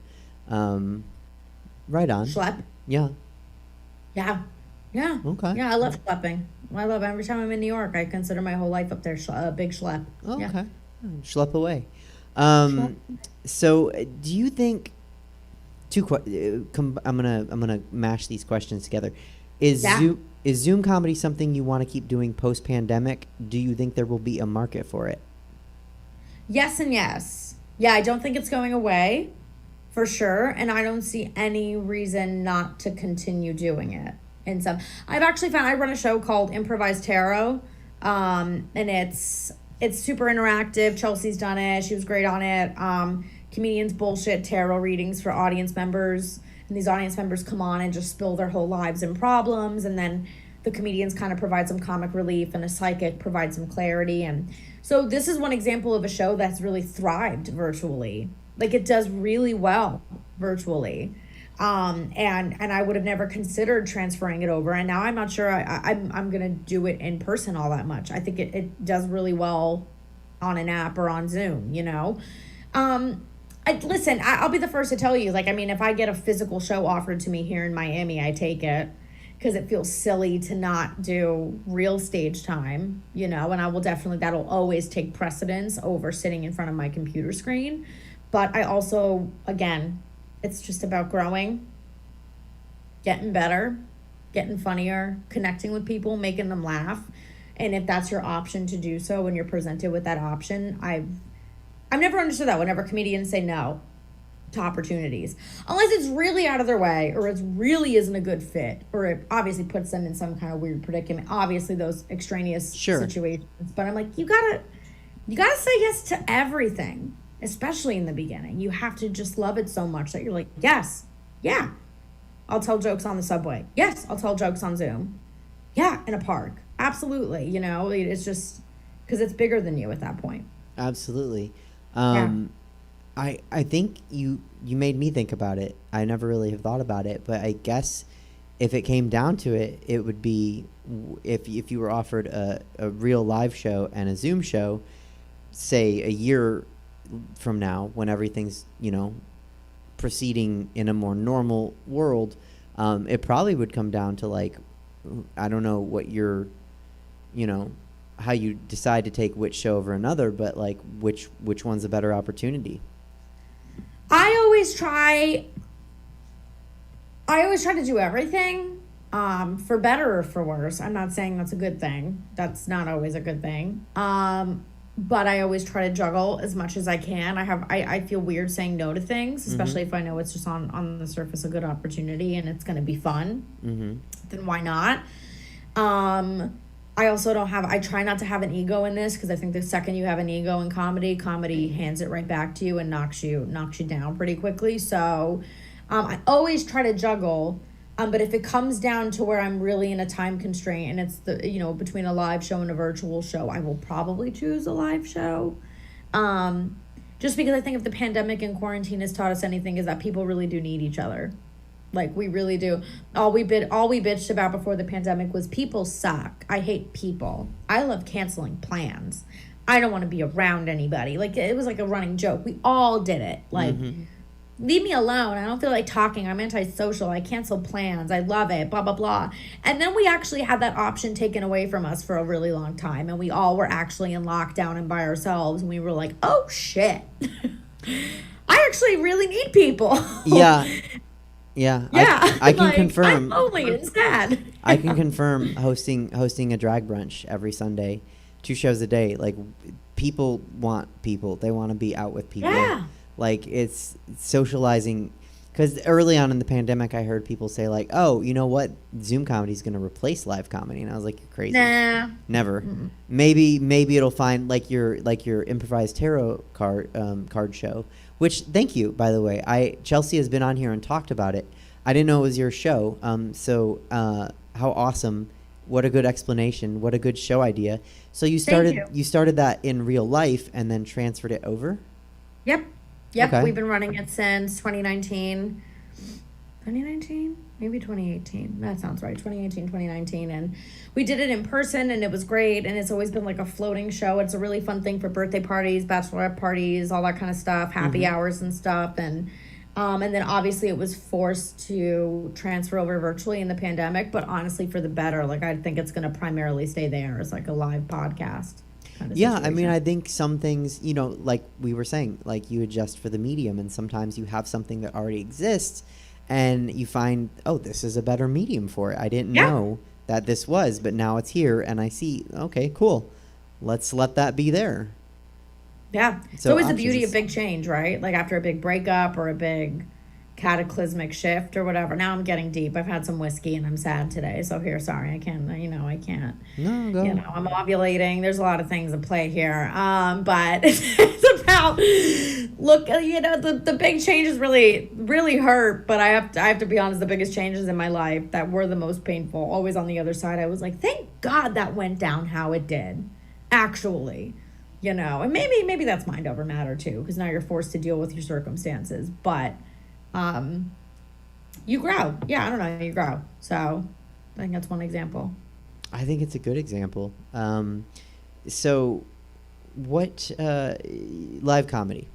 Did I read right that you've only been doing it for 4 years? So I have done improv and sketch since middle school, which I guess at this point is almost 18 years, I guess. So I acted in plays in elementary school, and I did improv in middle school, improv and sketch in high school, all of that stuff. I never actually touched stand-up until 2.5 years ago. And I never actually started fully pursuing stand-up until 2.5, 3 years ago. And comedy as well, too. So it was very interesting to me because I always looked at stand-up as this weird... And I was always in comedy. I always acted and did improv and sketch, but stand-up felt super foreign. It felt like something I was like, oh, there's comedy and then there's stand-up. And those people do that. And it just I never identified with it. I didn't think it was like a real job. It was so weird, especially as someone in the comedy community. But like 2.5, 3 years ago, when I decided to start, I was like, I think I want to do acting and comedy full time. I also started doing stand-up, and then, accidentally found the love of my life, stand-up. So there we go. So Well, I'm a little bit mad. 2.5 years and you're this good. Thank you. Seems unfair, but good for you. I'm obsessive. I have no love life. I'm very sad. Try it out sometime. Anyway, I'm just kidding. Welcome to 2021. No one does. So you're just ahead. You're ahead of the curve. True. I'm a trendsetter, if you will. A little bit. What do you? So you found the love of your life, stand-up comedy. What do you like / love about it? It's so honest. It just forces everybody in the equation to be really honest with themselves. So that goes for the comedian and the audience. I think in order to make really good comedy, you have to be brutally honest with yourself and others in the human experience. And then the reason why you become really good at it is because you are the person who's willing to say the things that everybody else is thinking. And you kind of force an audience, even if it means they get a little uncomfortable, now they have to be honest with themselves and think about, why did that make me laugh? Why did that resonate? Why is that true to me? Do I do that? Am I like that? So you can't cheat the honesty in stand-up. An audience is going to be able to tell immediately when you're full of shit or a bit is made up or you don't believe in it or anything. They're also going to be able to tell when your heart isn't in that art form, I think, more than anything else. So the journey of starting stand-up has forced me tenfold to learn about myself, love myself, challenge myself, also be real with myself, on the worst nights too, being really honest about your performance and where you're at. So I really love that I've chosen a career path that forces me into like ultimate self-discovery. It sounds cheesy, it sounds stupid, but it's like true. It's like every day it forces you to pay more attention to the world around you and yourself, because that's like kind of your job as a comedian. Yeah, absolutely. And I think if you don't love what you're doing for your career, maybe you shouldn't do it. So right. I think you're, again, ahead of the curve there, and people could stand to try that out. What do you hate about stand-up comedy? Now, if this is the love of your life, surely you hate something about it as well. It's like a good marriage, right? Uh-huh. Yeah. a good Italian marriage, anyway. A good Italian marriage has a good amount of animosity in it. Yeah. There's a thin line between love and hate, and it's easy to go on either side. Italians fight as well as they love, truly. Yes. Yeah, you get it. I do. What do I hate about stand-up comedy? Sometimes I hate the inherent nature of it is it's tough. I'm not saying your job as an accountant isn't tough. I'm not saying your job as a sales rep isn't tough. And I'm also excluding jobs like nurse and doctor and essential work like that. Obviously, that's taken out of it, Sure. But if this is your job as a stand-up comic and you do badly, you feel it immediately and you feel it without reserve. And unfortunately, because it's so personal to you and it's a creative endeavor, it feels like an existential crisis. It feels like you don't know yourself anymore, or the one thing that you thought you were good at, you're suddenly not, right? And for a lot of us that enter stand-up, I do believe that the reason why we get into this art form is because of maybe some trauma, some pain, or we never really fully felt accepted, or we saw the world a little differently. We felt a little weird, you know, like all of these things. I do believe that to some extent. I think that's a calling to the arts and stand-up specifically. And the one thing you cling to this entire time is that you're funny. That no matter what, no matter if a boy calls you ugly or you get rejected or someone thinks you're this or someone thinks you're too much that or too little that, your superpower is that you're funny. And unfortunately with this, it's brutal. You can be very funny and have a room hate you. You can be very funny and have a bad set. And I think unlike a traditional day on a 9 to 5, you don't feel it as immediately with that at a marketing agency. You just kind of chalk it up as like, I was tired today. I don't know. I was like off my game. And unfortunately with stand-up, you feel it immediately. It's really public. It's really in your face. And then it can like very easily make you question everything you've ever believed about yourself. So it's a fine line. And then, yeah, too, our industry is toxic. You know, it's getting better. The leaves are turning over a little bit now, and it's becoming a lot more diverse and a lot more inclusive than it's ever been. But there's still a good amount of bullshit. There's still a good amount. And unfortunately, in order to continue doing this and try to make a living off of it, there's a lot of it in your first couple of years of you just biting your tongue until it bleeds and just being like, well, I guess these are the rules I have to play by right now, or this is the shit I have to put up with, and just trusting that if I work hard enough and get better, I won't have to deal with this shit soon enough. So relate to the whole have a bad set, question everything about your life. All the time. Been there a lot. Like, what am I doing with my life? That was terrible. One bad 5 minutes, and it's worse than, and it brings down everything else. Yep, you could have 10 great sets in a row.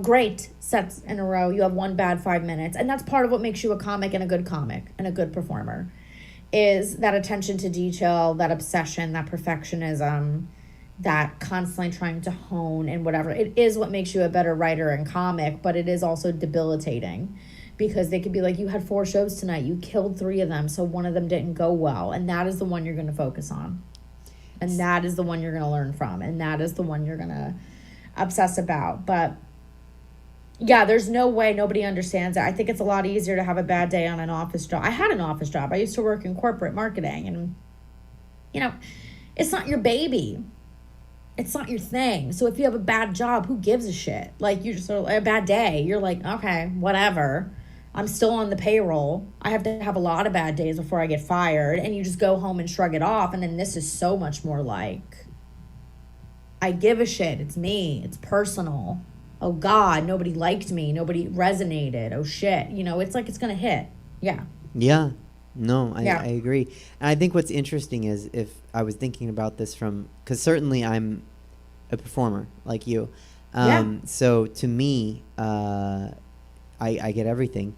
But I was thinking about someone that has an office job and how they might be like, well, you know, like you were saying, like certainly their job is hard and it, you know, it's different.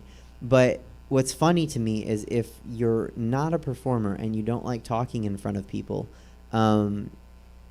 just one minute of doing that would be, what's the word I want to use? Exhausting and terrifying. So it's fine to say like, oh no, it's like for those people to say like, no, you know, like whatever, my job is just as hard. Sure. Do you want to trade? Cause you wouldn't like this even a minute in. So no. That's so true. Because most people, the biggest fear is the fear of public speaking, right? So like, right. People don't want to do this from the start, let alone fail or succeed. They just don't want to even attempt. Now, I find myself to be the same way with real office jobs. I don't even want to attempt.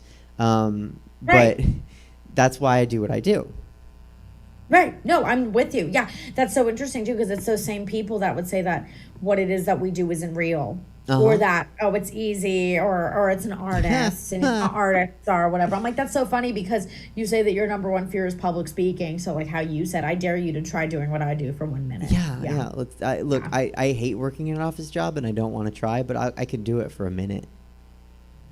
Right. Exactly. Like we've all done it as temp jobs and stuff. Like I'm like you couldn't get through a minute of what I do. I could fake it for 7 hours to do what you do. Like if I really needed to, I could get through a day of it. Yeah. Okay, a day. Yeah. I thought we were gonna go longer than a day, and I was like, no, I couldn't.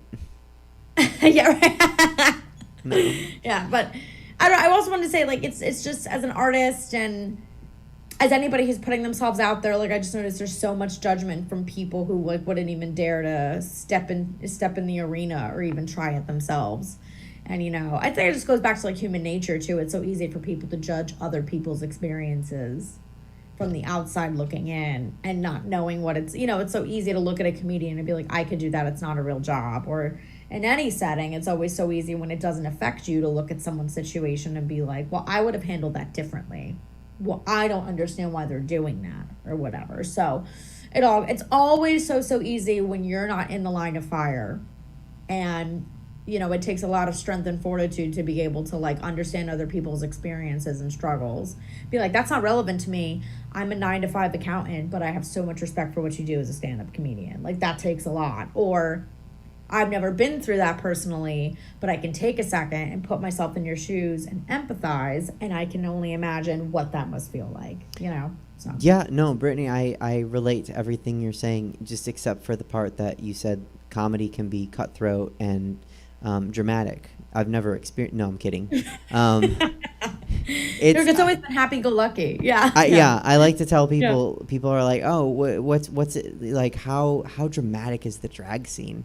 And I'm like, way less so than the comedy scene. It's like way less dramatic than the comedy scene. Like they create drama for no reason on the comedy scene.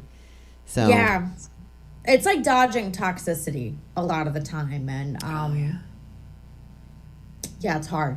Yeah. It's hard. It's a very solo endeavor too. I guess I would think drag would be too, but yeah, for some reason comedy is it's a little bit darker, and it's like such a solo endeavor, and then it becomes so competitive and so cutthroat and so everything, and then before you know it, it's like we just can't gas each other up. Like if somebody else is funny, we treat it as a deficit to our funny. Yeah, I think it's called I have a friend who does comedy. I mean, I have I don't. I have a couple friends that do comedy, and then I know a lot of people.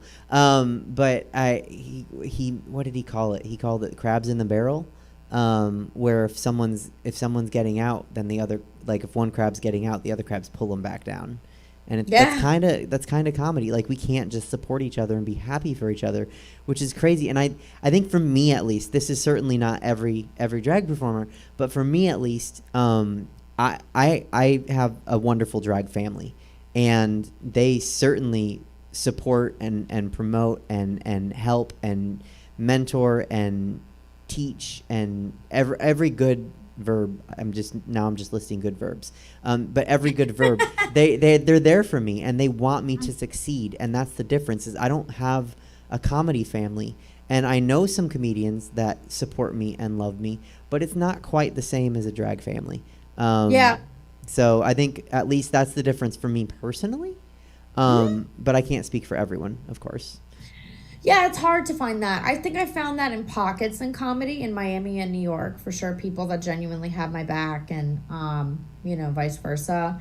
But it's very hard. And then there's sometimes people that I've thought that have had my back, and then surprise, not exactly, what the scenario was. Yeah. But again, I think it takes a lot of internal confidence and security to be able to truly have somebody else's back. Yeah. To be able to truly compliment somebody else's talent and really pay it forward and really support somebody else's endeavor. Because think of yourself on your lowest days. Everybody has them. Like on my lowest days, when I'm really not feeling well about myself or taking care of myself, or I'm really having bad thoughts, like, yeah, it's hard for me. If I see somebody else have good news, it's hard to feel. That's human. That's hard to feel genuine happiness for them and stuff. So the people who are able to keep themselves going while also gassing other people up are probably doing a lot of inner work and really believe in their art and are confident in what it is that they're doing. Because that's not easy, especially in either of our fields, drag or comedy, to like get up every day and show up for your art and then feel so good about it no matter how it's received that you can still kind of like bolster other people too. That's hard. Well, and Yeah. that's similar to how I describe like a drag mom. A drag mom doesn't want you to succeed for them. They don't want you to succeed for what you could do for them or what you might do for them or any just it's just a person who sees what you see in your head, or they believe that you see something in your head and they just want to see you actualize it. And Yeah. for no other reason than they care about you and they believe in you. Like, it's completely a selfless. I mean, I'm sure sometimes it's selfish, but in my experience, it's a completely selfless thing. And I wish that existed more in comedy, honestly. Yeah, yeah, absolutely. Yeah, that is a super beautiful thing. And that's true mentorship too, to have somebody who's like sees a vision that you have for yourself and can like draw it out of you and help you actualize it. Like, that's true support, right? Yeah. That goes beyond Instagram likes and compliments and all that other superficial stuff. It really comes down to like, that's somebody who can really show up for you and your vision. Yeah. So a question on Twitch, Yeah. hybrid shows. I'm gonna transition back towards Zoom/live comedy for a second. I believe that there, like, stage plus streaming, I believe there's a space for that depending on the show. I think, like we were talking about, some shows are going to fit a streaming medium better. Some shows are going to fit a in real life medium better, and some shows will probably be able to have a streaming audience with a live audience. Yeah, I don't see why not. You know, if you're able to pull that off and you're able, as long as it doesn't sacrifice what's going on in person, Right. or that you can maintain the virtual quality, then like, yeah, I think that is another thing. Yeah, that's super beneficial. It adds another layer as a producer for sure. But yeah, now it is. I mean, that's what I'm saying, that the benefits of virtual comedy are is that you could be throwing a comedy show in your home market, and the way your family or whoever would always be like, how I wish I could attend, now they can. You know, and as an artist, if you're present on all those things, that's another revenue stream for you too, because now you're making money from physical ticket sales, and then you're making money from digital ticket sales. So it all kind of comes together. Yeah. You had me in the feels, because you said when people say, "Oh, I wish I could attend," like, well, now we can really find out. Here's a link. Oh yeah, you'll find out real quick. Yeah. Do you really I'm wish not you gonna could get attend? into it. I'll get into it offline. But yeah, a lot of people very close to you, at least in blood or relation, are like, I always wish I could see you, and now they have all the opportunities to, and you're like, well, Yeah, here you go. Were you there? Yeah. Yeah.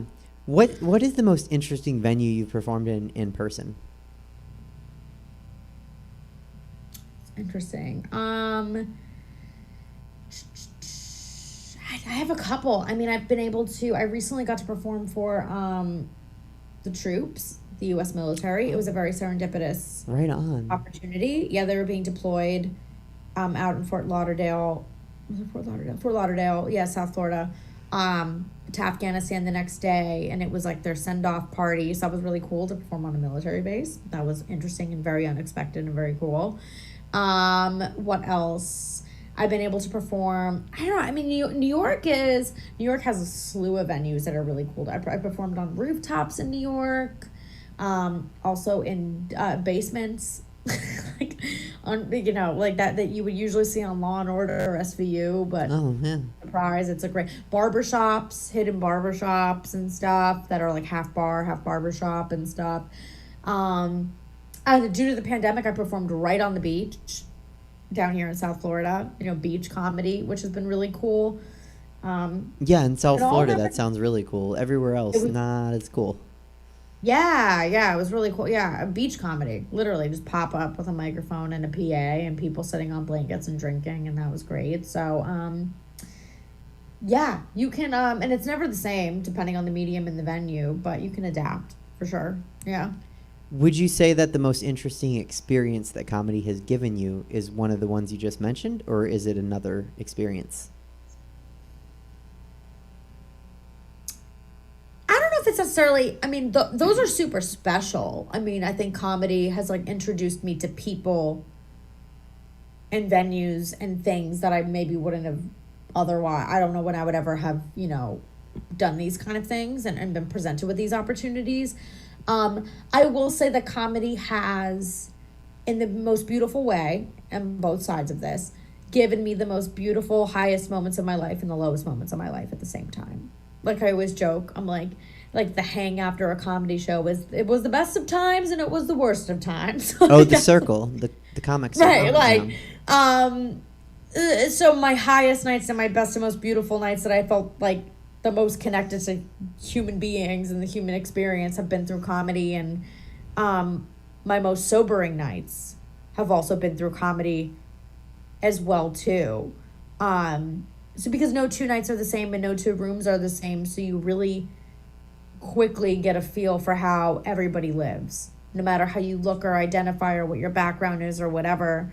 You know, part of this is like, part of being a comedian is like one big research project, and it really helps you open your eyes and your senses to like how things resonate to other people, what things mean to people, how your how your comedy comes off, you know, all that kind of stuff. So yeah, it's always a wild. It also kind of gets blurred together a little bit. So sometimes it's like to pick one. It's a great question, but sometimes you're like, what is the one? You're like, I don't know. It ranges from like doing comedy in a laundromat to on the beach to a big theater, and it's like it's all. Sometimes the rooms you think will be great are bad. Sometimes the rooms you think will be bad are beautiful, and yeah. So you need the scope narrowed. It's too broad a question. That's fair. That's because it's like different, and it's all interesting in different ways in its own way, I think. Yeah. Oh yeah. So you mentioned, and I don't want to take a side. I'm going to try really carefully to walk down the middle of this. You mentioned you started with sketch and improv, and now you do stand up. There is a centuries-old war between sketch improv performers and stand-up performers, and you've done both, and you did sketch improv longer, and now you do stand-up, and I don't know what you're better. I don't know what you consider yourself better at, but you certainly are doing fine for yourself in stand-up. Do you want to like settle the debate or take a side? No. Okay. I don't, because they have all contributed to me being a comedian. And to me, a comedian is able to produce comedy. We're all going to find our niche. We're all going to find our voice. And there's so many ways to be funny right now. And it's not even limited to improv, sketch, and stand-up. You could be funny in drag. You could be a funny character actor. You could be a funny talk show host. Maybe you're really funny and great at podcasts and hosting. You know, and maybe you're funny at multiple things. Like you're an incredible host, incredible drag performer, incredible comedian. Like it's like, so we all have these different strengths. I got lost for a second. Were you talking about me, or you're just saying hypothetically? Because that's fine. It's fine if you want to talk about you. Oh, thank you. I was talking about you specifically. Yeah. Thank you. Okay, I could listen to that all day. Keep going. I know. I was talking about you. Thank you. Yeah, it's hard for me to choose between the two. I cut my teeth with improv and sketch. It was the first ways that I fell in love with comedy. And I don't like when stand-up shit on it. I don't like that. And they're like, it's not real comedy. And I'm like, if you really want to be a comedian and you want to be fully proficient in the craft and you want to be able to make somebody laugh no matter the medium or the circumstances or anything, even if it doesn't end up being your thing and your preferred lane, you should try it. You should give it a shot. And at the very least, you should respect it. You know, country doesn't look at rap music and say, fuck you, rap music. And rap doesn't look at rock and says, well, rock isn't rap. They all respect each other. In fact, they cross-pollinate and they collaborate and they borrow things from each other. But for some reason with comedy, it's a little bit more possessive and territorial. It reminds me of how I like to describe, sometimes people, because I have a 6-inch stiletto in both worlds, sometimes people don't understand what stand-up is, and conversely, sometimes people don't understand what drag is. And so I try to explain they're both umbrella terms. And comedy itself is an umbrella term that probably encompasses both of those, if that's what your drag is, because drag certainly doesn't have to be comedic, but not all comedy is stand-up. Not all stand-up is the same. You can have different types of stand-up. Not all drag is lip sync. Certainly that is the most known medium for performing in drag, but it's not the only one. Sure. So I think you're right. I think it's good to understand all the different lanes or mediums, to go back to that word, underneath the umbrella term, and maybe don't hate them. Maybe just realize that you're not good at that one, and you found one that you're good at, or one that you wish you were good at. And I mean, we're asking a lot of people to identify something you're good at and you're not, and that's why you hate it. That's a lot of self-growth. So I don't know if people are there, but that's what I would say would be helpful. Yeah, no, I completely agree. Oh, I completely agree. And I mean, you can even still be good at something and it might not be your thing. And, you know, and that's okay to try things just for the sense of skill. Like, I would recommend that all comedians do an improv class. I recommend a lot of people everybody take an improv class. Like, I think, why not? Like, it's such a great way to get comfortable in your skin and get good at working on your own and working in a team and stuff. And it is comedy at the end of the day. It's like how you said, it's all an umbrella term. And it's just about finding the lane in the space in which you are the most comfortable in producing it. And it doesn't mean you need to shit on the other ones. It just means you can find your lane and sink your teeth into that. So yeah, I can't comfortably, I mean, I have fallen in love with stand-up in a way I never expected, and I will never not do stand-up. I think my improv days are behind me. I've done a shit ton of improv. I don't think there's a lot left for me to learn. That sounds douchey. I don't mean it that way. I just think I've done a lot of it at this point. If I may, I think maybe you're saying there's not a lot left for you to learn that you want to learn. Certainly you could always learn more, but now your focus and your heart is with stand-up, and so you want to learn all you can there. Yep. Out of all the forms of comedy, that's the one I'm technically the least experienced in. And as much as improv and sketch set me up for it, it is also its own beast. Yeah. Joke writing and timing and crowd work and all of these different things. So my time currently is better dedicated to that and zeroing in on that and getting better at that particular way of making people laugh.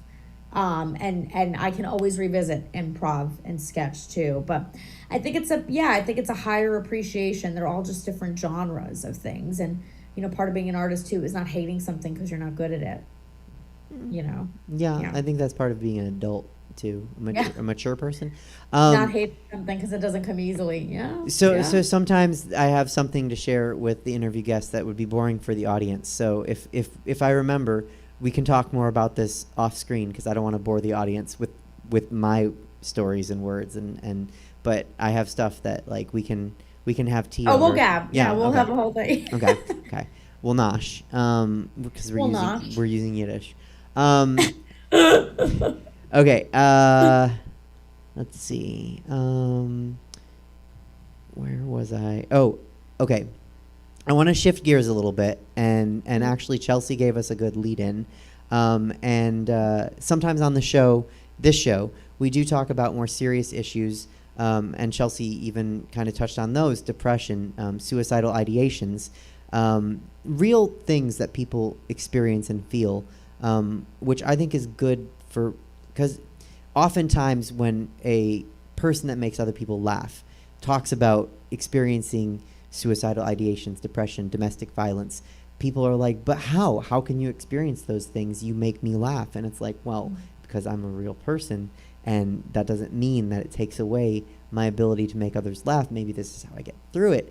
I'm going to stop talking because I don't want to step on your toes, only because we talked about this earlier and you're okay with me asking you questions about it. Do I want to ask you about being a domestic violence survivor? Mm-hmm. Yeah, I didn't know that about Chelsea, but that's another way that she and I bond. I'm sorry to hear that. We have in common. Yes, I was in a very abusive relationship for about 3.5 years. Physical abuse, as well as verbal and emotional and mental. And the relationship culminated and ended in court and assault charges and restraining orders and a lot of heavy stuff like that. And I've since become a pretty open advocate for people who are involved in domestic violence, more specifically intimate partner violence, and wanting to try and break the stigma around that, around talking about it, around getting out of it, around all of those subsequent things.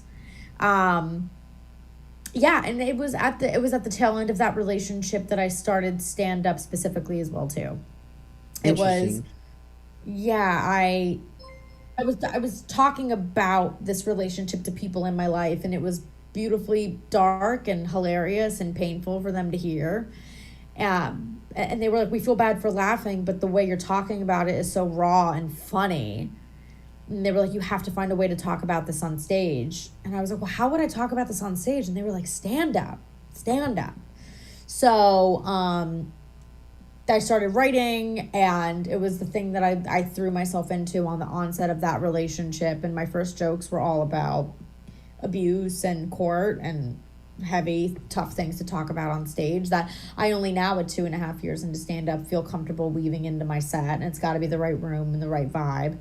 But yeah, I was and looking in hindsight, I've had a lot of mental and emotional abuse from other partners, but there was definitely one relationship in particular that was pretty pivotal to me as a person and a creative. So yeah, that's an interesting thing to bring up, about having that material first, because, and I embarrassingly, I've been doing stand up longer. I'm not as good, but you do want to talk about real issues, like Chelsea said. And you just said as well, there's an art to being emotional, raw, vulnerable, and then flipping it and saying, let's laugh at that. And certainly it's not something you can do when you first start stand-up. No matter how fast you get good, it's something that takes time, and you can't do it right away. And that can be frustrating, I guess. You have to kind of sit on these things for a couple years until you figure out how to put them in a set. Mm-hmm. Yeah, because the truth is there, and the funny is there, and the authenticity and the story is there. Mm-hmm. And yeah, it's like anything else. It's like anything else too. It's like you're always gonna know how to be funny, but maybe now you just need to learn how to be funny in this way. You have to adopt a new skill. And somebody told me this early on when I started stand up, and I was talking about these things. And granted, I'm not gonna name names or say anything, but I didn't like the way they presented this advice, but I see the point in it now. And they said, you're trying to talk about some like real shit up there. And I said, well, yeah, that's why I want to do this. It's why I'm starting this. I can't do this during improv. I can't do this in a sketch. This is the way that I can do this. This is how I'm falling in love with this. And they said, you need to learn to talk about the things you need to talk about now, just so you can grow, and you'll work up to talking about those things. Now, at the time, I was like, no, bullshit. Like, this is my truth and my story, and I think it's funny, and I'm blah, blah, blah. And only now in hindsight, 2.5, 3 years in, I can see that it was like, oh, I see what they're saying. Build your confidence and build your voice so that you get to a point that you know how to present these things. Because you do have to lead people there. And this goes for on and off stage. People even off stage don't want to hear about it. Even your friends and your family don't. That's how you stay in it for so long. And it's really hard for them to hear about the details of it, or hear that you're going back to this person, or they have this vision of you in their head. That's probably true, because it's the vision of you as a strong, safe, capable individual. And then you're telling them these details, and they're seeing these things happen to you that are not that version of you. And it's this compromised person who's in a weak spot and who's being abused and doesn't have a clear sense or a path ahead of them. And it's hard for them to reconcile those two versions of who it is they know you are and have always seen you as, and what it is that's in front of them. So I would say that there's a lot of growth that happened there, and that learning how to talk about it. I was able to talk about it on stage because I've learned how to talk about it to the people around me. And then I was able to even now talk about it to the people around me and to the masses, because I know how to talk about it on stage as well too. But you have to also understand, it's like stage is weird too, because these people don't know you and they don't know your background. So you have to like lead them there. But I will say it feels equally as foreign. Like, there were times in that relationship where I said things and details to the people closest to me, and they looked at me the way an audience member who's never met me has looked at me. Like, what? Like, how are you going through this? Like, is this real? Are you okay? And the same way an audience member has looked at me like that when I tried to like squeeze one of those jokes into a set, and they're like, what? Is this real? Are you really talking about this right now? And I don't know, part of this stuff too, the darker, harder things, especially things that people don't necessarily go through every day, is that, you know, you have to kind of accept that the reaction to these things isn't always going to be positive. Or, you know, you might not necessarily get a laugh. Maybe that's not even what you're after, you know, or you are going to tell people around you or people that you start dating that this is what you've been through, and they might not know how to handle it. And I guess that's human too. It's hard for them to hear, and it's uncomfortable for them to reconcile and stuff. So, but the thing is, I'll leave it with this. Like, you can't change your truth, whatever that is. So you might as well say it and make the most of it. Right? Like, so it's like, I can't change that this happened to me. So I can either choose to bury it and let it be a closeted demon in my life, or I can like take it into my own hands and do something with it. No, I agree. You have to get it out, and certainly it helps if you know how to get it out. What I've found is sometimes, for me, again, I can only speak for me, and I would consider myself not amazing comic, but, you know, a little bit past open micer. I think you're great. I like this interview a lot. Thank you. I think you're great too. But Thank you. I like this interview a lot. Oh yeah, you're nothing like Chelsea. She doesn't say I'm great this much. Tough love. Yeah, no, and I appreciate that too. In all seriousness, I appreciate everything and every part of Chelsea and who she is to me. What I was gonna say was, I find sometimes with more serious topics, I need time. I mean actual time in the set to. I can't come out and drop something super heavy if I only am doing a 5-minute set, because that's not enough time for me to unpack it. If I'm going to talk about something super heavy, I would like at least maybe a 7 to 10 minute set where I can kind of say like, here, look, see, I'm funny, trust me. Now we're going to take a really hard turn. Oh, there's that thing we're going to unpack, and we're going to unpack it for a minute, and I'm going to explain it, and we're going to make it okay, and we're going to talk about it. We're going to destigmatize it, and then we're going to get to a point where we're laughing at it, and then I'm going to leave you with something that really makes you laugh, just so you have a good taste in your mouth. And I am not skilled enough. I'm sure somebody more skilled than I could do it in 5 minutes. I am not skilled enough to do that in 5 minutes with some of the stuff I can't like do it in 5 minutes. I don't think 5 minutes does it justice either. You know, I mean, yeah, sure, maybe there are comics that can touch on those things, and yeah, they are decades into this art form, sure, maybe, you know, but I mean, I think that it's an experience with a lot of breadth and depth, and to limit it to 5 minutes is tough. That's a lot, because there's a lot that the audience needs to know, and especially if you really want them to understand where you're coming from, you want to be able to like. It's also storytelling. Like, I don't know if I have some one-liners about it, but you know, I really have to. The room doesn't respond well to that, and that's the thing too. Is it's like I think even myself, all of us, we're still trying to find our audience, and I think when I find my audience and I really fully curated it, and I find those people, I think they're going to want to hear about it, no matter whether it's 5 minutes or 10 minutes or whatever it is. It's just going to take a lot of trial and error to get there. And then also maybe I've also come to accept that maybe this is material that is just not for every room. And that's also okay too. Maybe, you know, it's for the people who, you know, are on board with you. And then you're like, okay, I can go there and talk about this. Yeah. Yeah. Sometimes I'll even ask an audience, like, do you guys want to hear about this thing?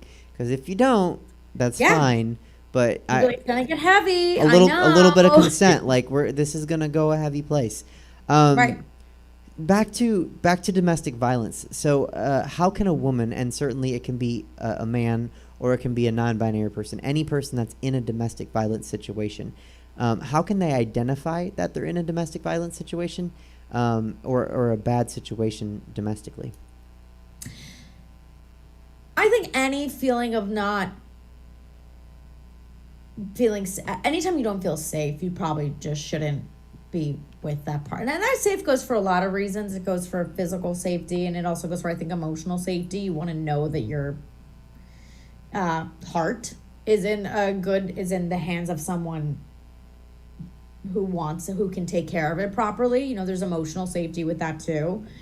I I will say that your intuition and your better senses are challenged often. You know, that's a classic thing that abusers do, is that they try to make you feel like as if whatever it is they're doing to you is your fault, and that the reality that you know to be true is actually not. So it's some really severe mind games and gaslighting, and then before you know it, you're like, I don't know what came first, the chicken or the egg. Is this my fault? Like, it can get really muddled. So I will say, trying to stay true to yourself and your own instincts. Like, if you know it's unsafe, it's unsafe.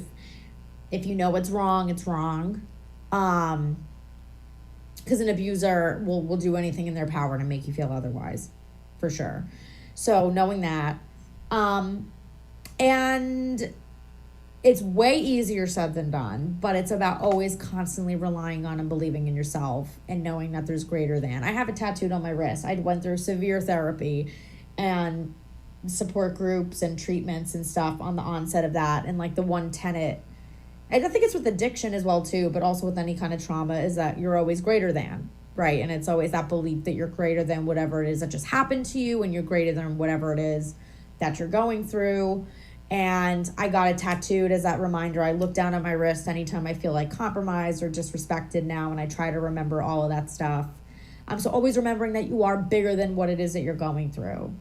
And that if you are in it, there's no shame. You're not less than for being in it by any means.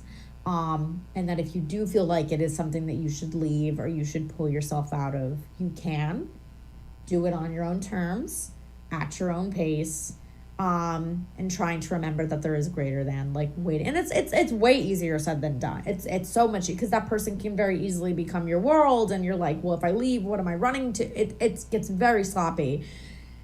And it's way, if you haven't been in it, I can understand how a lot of people on the outside looking in are like, why wouldn't you just leave? Or how come you let this happen? And that's super easy to say, again, if you're not in the arena, if you're not the person in the experience. But if you are, it's not your fault. Trust your instincts. And whenever you are ready to leave, you can. You can. And there is always better on the other side, even if you don't feel it in that moment, because that'll stop you from leaving, because you'll feel like this is all I have. Even if it's bad, this is all I have. But there's way more, and there's way better. What can a domestic violence, a victim of domestic violence, do to get out? Because it's one thing to say get out, but it's another thing in the moment to actually do it. What's something that you would suggest? There is usually no reasoning with an abuser, unfortunately. So these exits tend to be cold turkey, fleeting. I ran like a refugee, really, like from my ex, like really like changed a flight, packed up, fled his apartment, blocked, ran to a court, filed a restraining. That was the only way out, really. So I would take the people that feel safe to you and rely on them and confide in them, and it's okay to ask for help. I know you're in a really weak and compromising situation where you don't feel that great anyway, but it's very okay and very necessary to ask for help. And the domestic violence, like Safe Horizon is a great national network. The National Coalition for Domestic Violence has great national and local resources too. Use them. There's no shame in it. They'll give you a place to stay. They'll give you a place to get medical care. They'll give you a therapist. They'll give you somebody to talk to. And there's a little bit of accountability there too. Like, using those resources is really, really huge, because they'll hold you accountable to your own safety. Like, there's kind of no turning back once you go to one of those shelters and you're like, I need help. Get me out. Like, and I'm in something and I need to be out. There's some heightened level. Like, now you have all these people here, and now there's a little bit more accountability for yourself and ways to fall back on. So, be ruthless in your exit. I will say that too. Be ruthless in your exit. You did a great job, and you answered the questions that I had to follow up with, which were what resources are out there. You named some resources. Thank you. And then what would you like survivors of domestic violence, victims of domestic violence, to know? I think you kind of answered it. That's all I had written about it. Is there anything else you'd like to say about domestic violence and being a survivor of it? If you are going through it, there is no fault to you and there is nothing wrong with you. You will be made to feel that way from both your abuser and a lot of people in your life. The entire inherent like core tenets of manipulation and power and abuse and control are that there is an imbalance between you and another person, or if in a government there's an imbalance between a government and its people, its leader and its people, like it's inherently that the playing field is not equal. So removing yourself of any kind of guilt that you did anything to deserve this, or that there's something that you did wrong, that's, you know, freeing yourself from that and just remembering that you can turn your life around like literally at any moment. Like there's a lot of emotions that come with this, and a lot of them are really ugly and they can follow you for years, but like the most important moment in that entire relationship is the day that you wake up and you're like, that's it. And that's it. You know, that's it. It's incredible. People will beg you to get out of it, and you'll lose a lot of friends. It's an ugly process. You'll lose a lot of people. A lot of things around you will like fall under wreckage, but it's incredible what happens the day and the second that you decide to actually get out of it. That's the only moment that matters. That's it. Like, you know, my whole family forgot about every other moment. Absolutely. All my actual friends forgot about any other moment. I called them.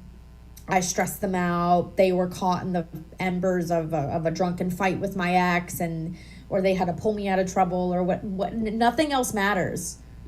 So there's no shame or guilt, because the second that you say to people, I'm out and I'm leaving, that's the only moment that matters. And then you can start anew from that moment forward. Thank you for sharing that. Mm-hmm. You created Catcall.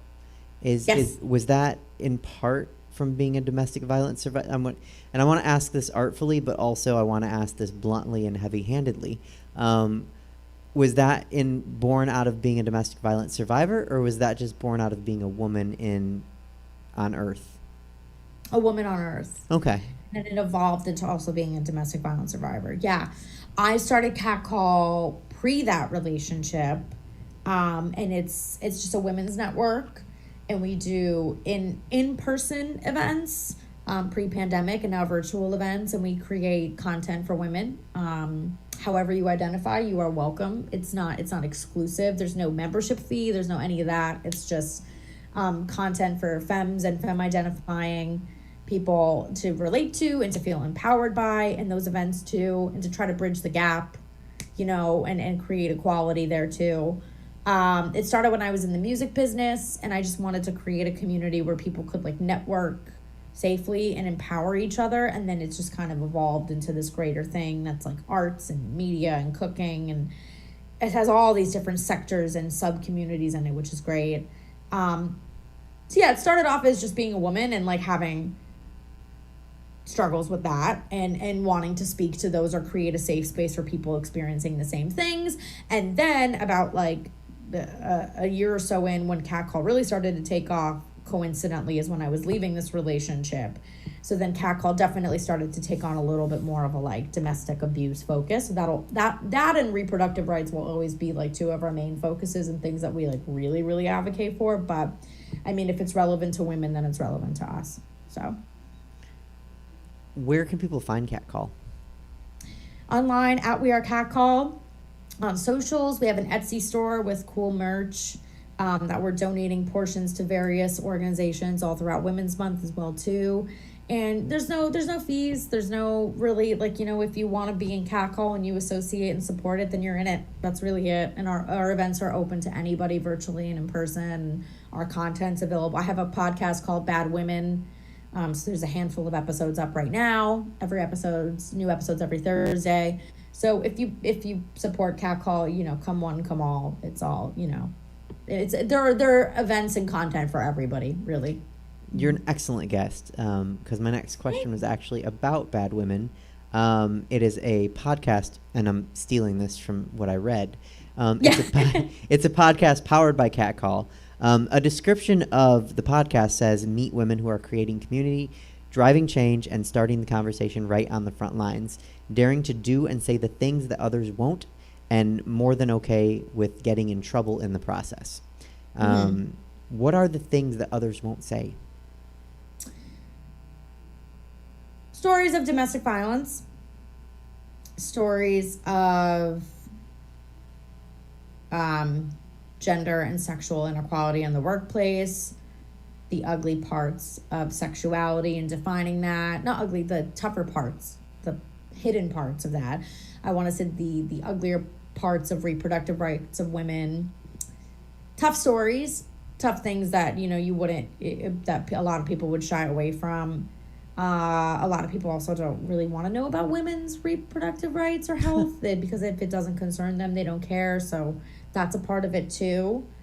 So it's all the things that people would tell you aren't appropriate to say, or are too personal, or are too controversial, or maybe you might get told to quiet down in a boardroom, or you shouldn't talk about that on stage, or obviously you're a female comic, so you talk about sex on stage, or whatever it is, you know, trying to create a podcast for those people who are saying the things that other people think that they shouldn't. What does it mean to get in trouble in the process? Taking flack. I think that's how you know when you're striking a chord. You start taking flack for things. You start getting a little resistance. People disagree with you. People are like, you shouldn't do that, you know. I think that's how you know when you're starting to say something that's authentic and that's truthful. It's when you start to get haters a little bit, or being willing to do something without permission, but then, you know, it's easier to say sorry than to ask if it's okay, kind of thing. Yeah. Because sometimes in a lot of fields, especially in like arts and comedy and things like that, or corporate settings, women will wait forever for the permission to do things that men just do, you know, and so that's what the getting trouble in the process is being willing to be like, I'm just going to do this because I want to, or I'm going to make my own rules, or I'm going to say no to something, or I'm going to speak up, even if a lot of people I can tell in this room don't want me to. I'm just going to do so. So those are the stories that make history, and those are the stories that inspire other people to do the same. So not equivalent, and I'm not trying to equate the two, but my drag mom gave me some of the best advice ever.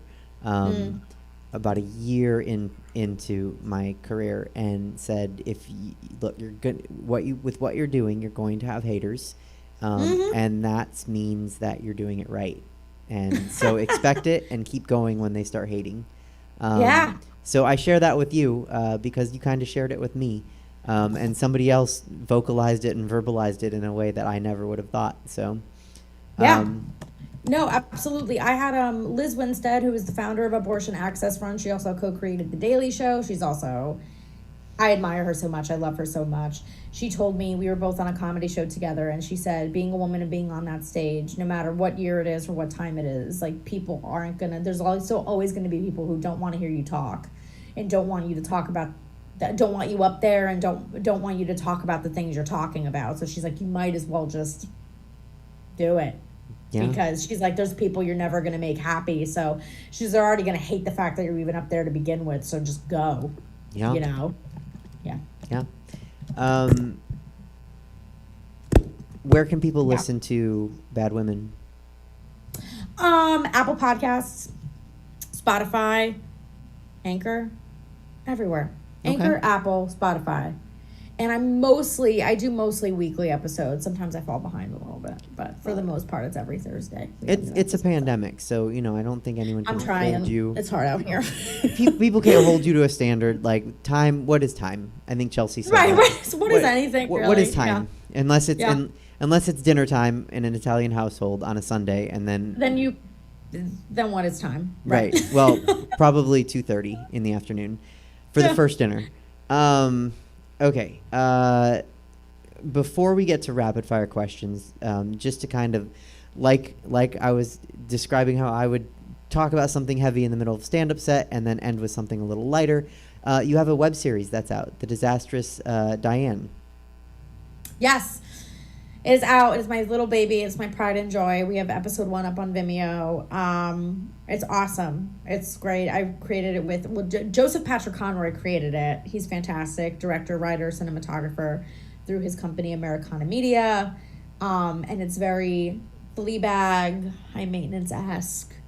And I think it's a very realistic, raw take on somebody who is trying to find love and connection in New York City and is both feet in and both feet out. And is, you know, I think it's realistic. I think it's a little bit different than Sex in the City in that there isn't, you know, Diane falls hard, but Diane also knows when to leave. And they're all based on true stories submitted from Joe's friend Lori and some from me as well too. So the episodes are very real, very weird, very unique. And there's like a little element of like surrealism in all of them too. They're like just one guy, one episode, one story. And you see how Diane meets him, sees all this potential that she tries to write off all of the red flags. And then they're unavoidable and she can't unsee them. And then it all kind of crashes and burns. So, yeah. Okay, and where can people find that? On Vimeo, you said? Vimeo, yes. We have at Disastrous Diane Series on Instagram, and then all of the episodes and stuff for episode 1 and the trailers on Vimeo, and then episode 2 is coming soon. Yeah. Soon? Yeah. Okay, what is time? What is time? Right, exactly. We're in a pandemic. What is life? What is time?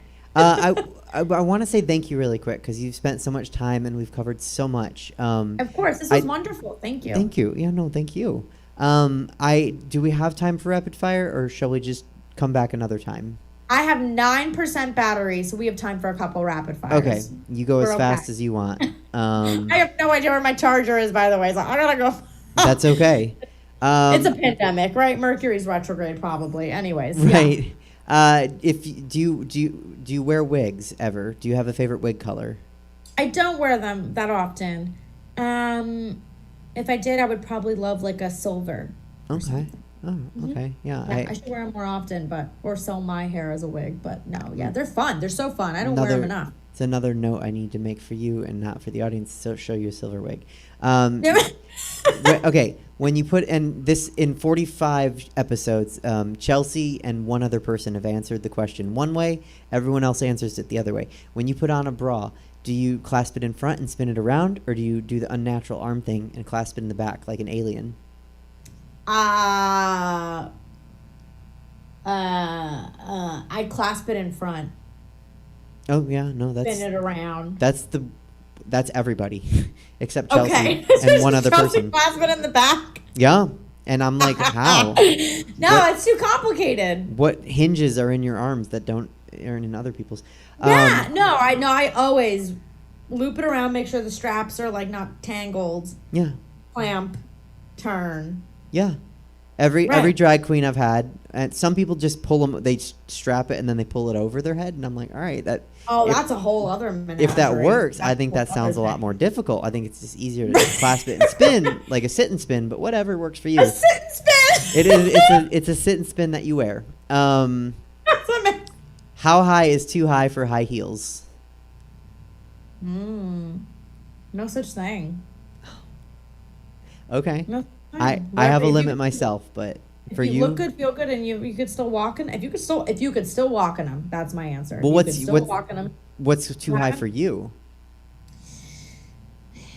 What's the biggest pair? I think I have 6-inch heels, 6-inch stilettos. Oh. So then that makes me like 5'2", probably. I don't know. That's all I wear, 6-inch stilettos. Yeah. I have like one pair of 6-inchers. That's it. For girls' nights, that's it. If you were going up live in a comedy club setting, whatever, tonight, what would your walk-up song be? Oh, I never know how to answer this. Producers always ask me. I don't care. Anything. Okay. As long as it's not, I don't like when they're like, I was on a show recently and they tried to play like Gwen Stefani's like, I'm just a girl, and I was the only girl on the lineup, and I was like, okay. It was all like straight cis men, and I was like, okay. Like, I don't like that. Or like Material Girl by Madonna. Well, I love that song, but you know what I mean? Like, so I really don't, I don't care. It was just that one instance that I had let them pick the song and they picked I'm Just a Girl by Gwen Stefani or No Doubt. I feel like they should run that by you and it would be less offensive. A little bit. Yeah. Yeah. Okay. But outside of that, I don't care. Favorite recurring show to perform in?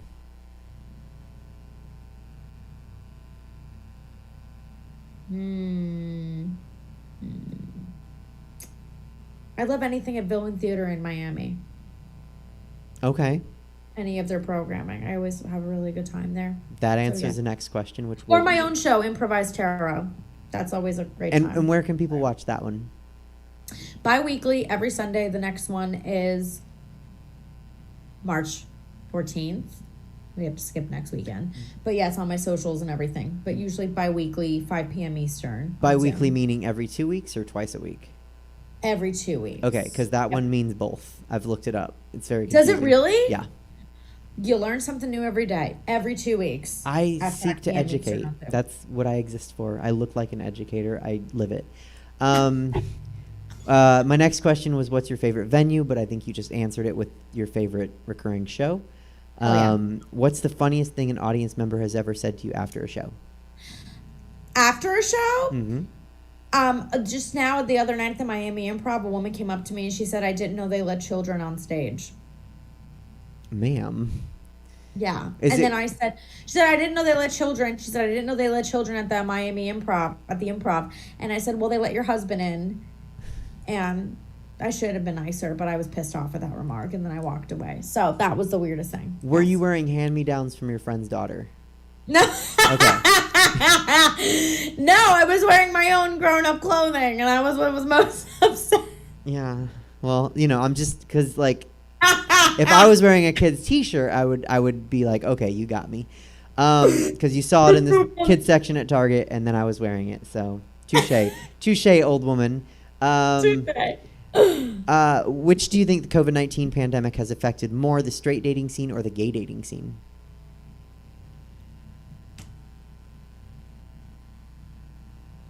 The straight dating scene. Okay. You don't have to answer every question, but I ask every guest, what's your favorite sex position? Reverse cowgirl. Oh, okay. Cool. Yeah. What's your favorite thing about the existence of brunch? Day drinking. Good answer. Yeah. Do you cook or bake? Bake. I'm an okay cook. I'm a killer baker. Oh, how does really that good baker. How does that Yeah. sit with your family? My mom and I tag team. My Okay. mom hates baking for some random reason, but she's obviously an incredible cook, Italian mother. And then I handle the baking. Like, she's like, just buy it and make it out of the store and the store box. I'm like, no, make it from scratch. So Oh, I'm a very good scratch baker. baker. Okay, that's a different class of baker. Umbrella term baking, scratch and store bought is okay. That's a whole. Scratch store bought is offensive to me. I'm like, take that shit out of here. We don't have enough battery power in your laptop to get into that umbrella term, but we could do it another time. No, if we are at the bar after a show and someone is buying us drinks, what are we drinking? Either a spicy margarita, I love with jalapenos and a nice kick, or I love a good classic old fashioned. Okay, I'll join you for the old fashioned. You can have my margarita. Good. If someone's buying us shots, what are we shooting? Tequila.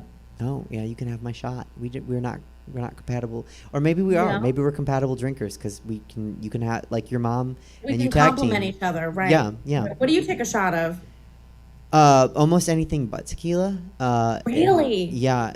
Really anything. Whiskey. Vodka. Okay. See, if I'm doing a shot, I just go for the jugular at that point. If we're doing shots, I'm like, it might as well be the most painful thing. Tequila. Why not? Yeah. Whiskey gets you there, and it's just not as terrible. True. DC or Marvel? I don't care either way. Okay. Most important question I can ask: toilet paper, over or under? Over. Thank you. Okay, I do like you as a person. There's a right answer there, and it's over. Yeah, I'll tell you. In 45 episodes, the wrong answer is not under. The wrong answer is I don't care. You're like, you should care. That one has driven me insane when people are like, I don't care. I'm like, you can't be toilet paper verse. Like, no. You At have least, to especially in the pandemic, you have to have a preference pick. about that now. Yeah, just even if you're wrong and you say under, pick. Pick something. Yeah. Do you have a favorite comic? Eliza Schlesinger. Oh, she's great. Mm-hmm. She's great. Yeah. Do you have a favorite drag queen? You. Oh, thank you. I feel like I haven't earned that, but thank you. No, you have. You totally have. Okay. Mm-hmm. You've never seen me perform. I could be terrible. No, I know you're gonna be great. Yeah. Do you have a favorite drag king?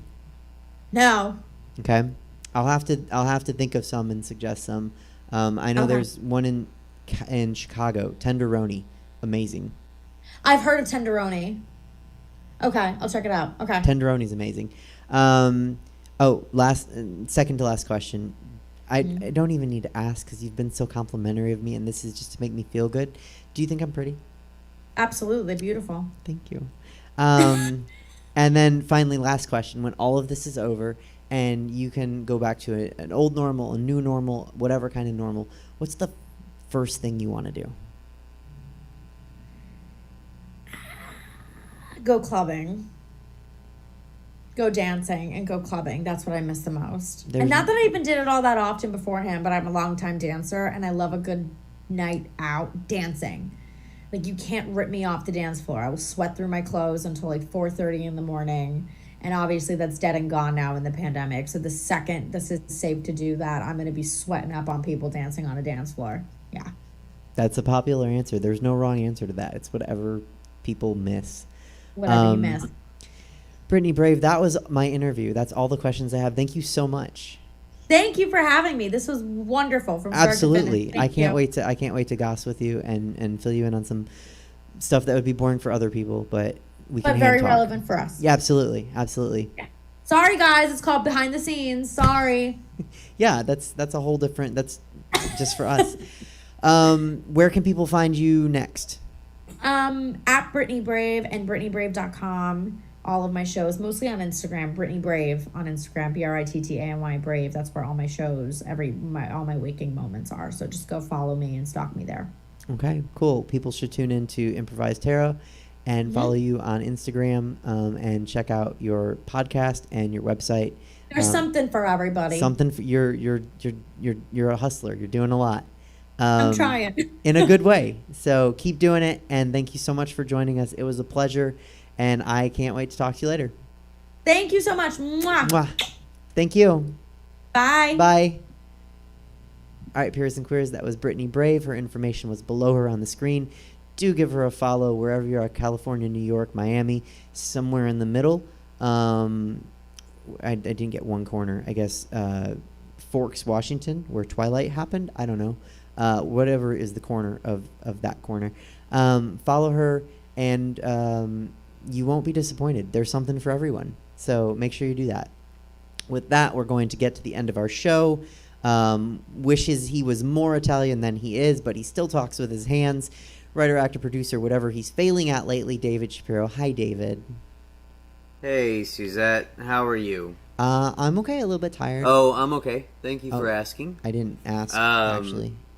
I just wanted to compliment you, if Thank I could. you. I know you're not expecting that from me. I do not trust you. But you've been booking, this is what, your 45th show? Yeah, that's 45th show? Just said that. Were you listening?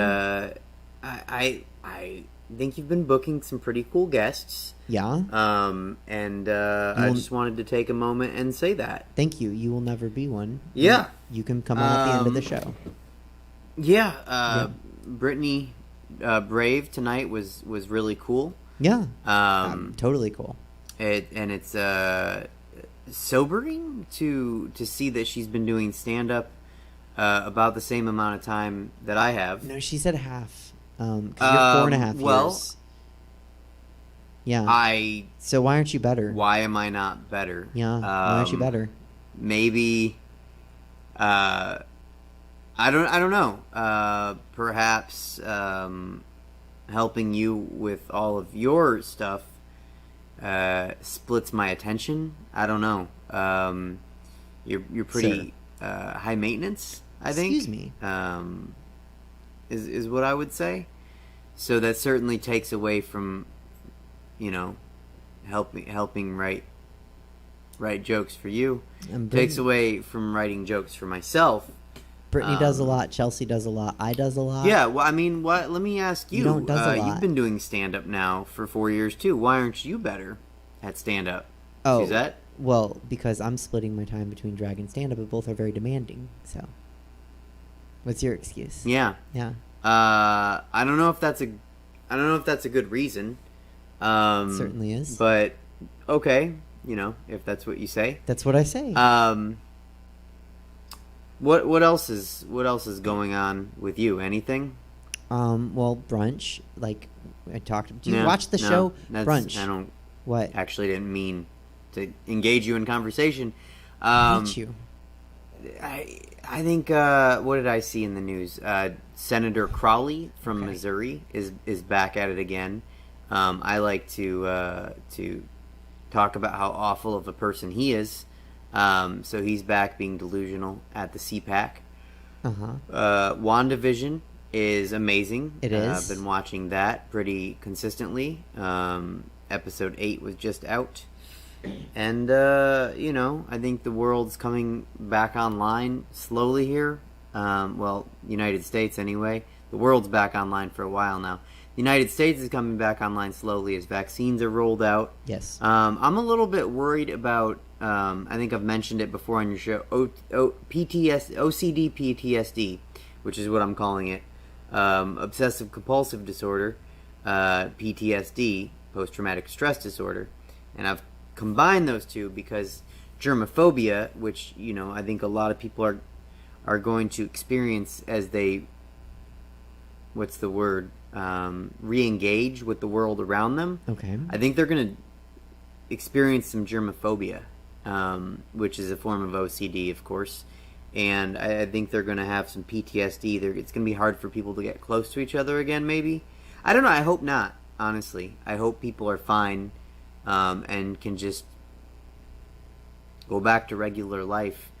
I certainly wouldn't want people living on the plane of existence that I do with germophobia. It's not fun at all. Yeah, no one should be like you. So yeah, that's something that I think about sometimes. Okay. And I don't know. I didn't have much to talk about tonight, so I won't take much of your time. WandaVision's been good, and yeah. Excuse me. Woo. I'm tired. What time is it? It's 7:28. It's a little bit early for me to be tired. Yet here I am, tired. How are you doing? Let me take a moment and check in with you. Are you tired? Are you okay? How are you? What have you been up to? Well, thank you for letting me talk. I'm a little tired, and I could use some rest, but my night's not over. I have another show to go to. Yeah? Yeah. All right. Fourth show of the day. What are you doing? You should be tired, too. Probably. I am. I just said that. Sounds like it. Yeah. But I'm glad to hear brunch is going well. It is. And, very well. I'm glad to hear you're doing okay. Of course, I talk to you enough, but it's nice to make pleasantries with you on your show, as though we don't talk. Once again, I just want to compliment your hair as of late. Of course, not a compliment to you, a compliment to Liz. Yes.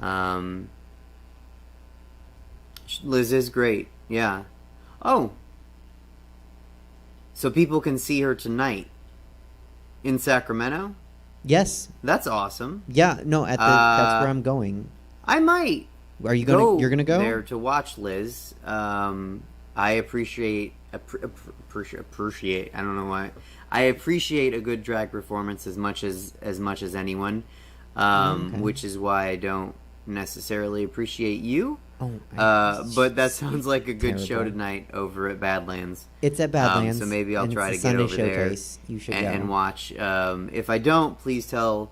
If you talk to Liz, please tell her hello for me. I will. And also Bijou, please tell her hello for me.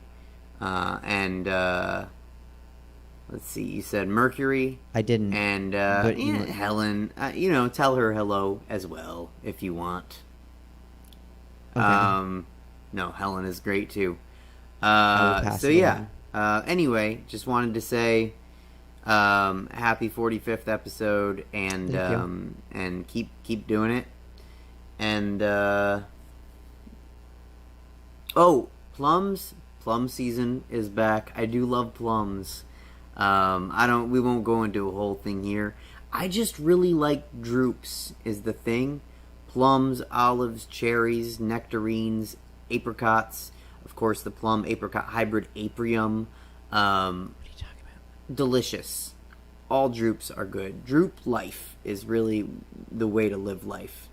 So, plums are back, and the weather's starting to get a little nicer. We did have some crazy-ass wind lately.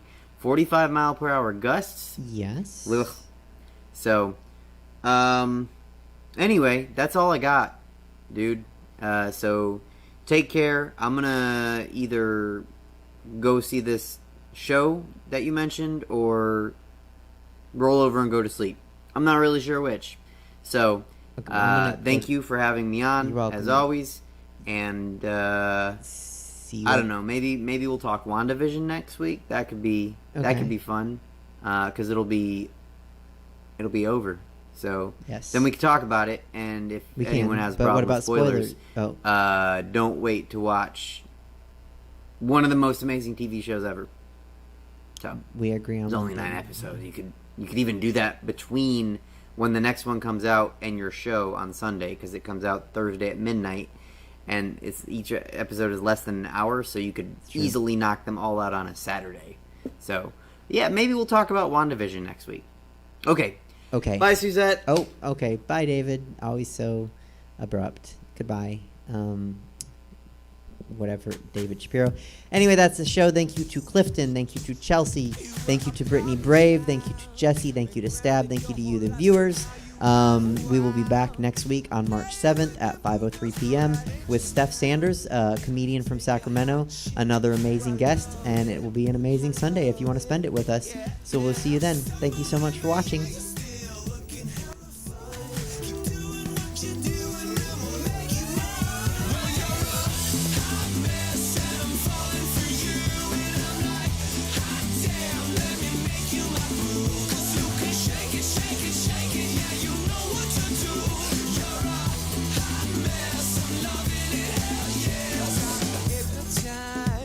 The city's your playground. I watch you take a bite.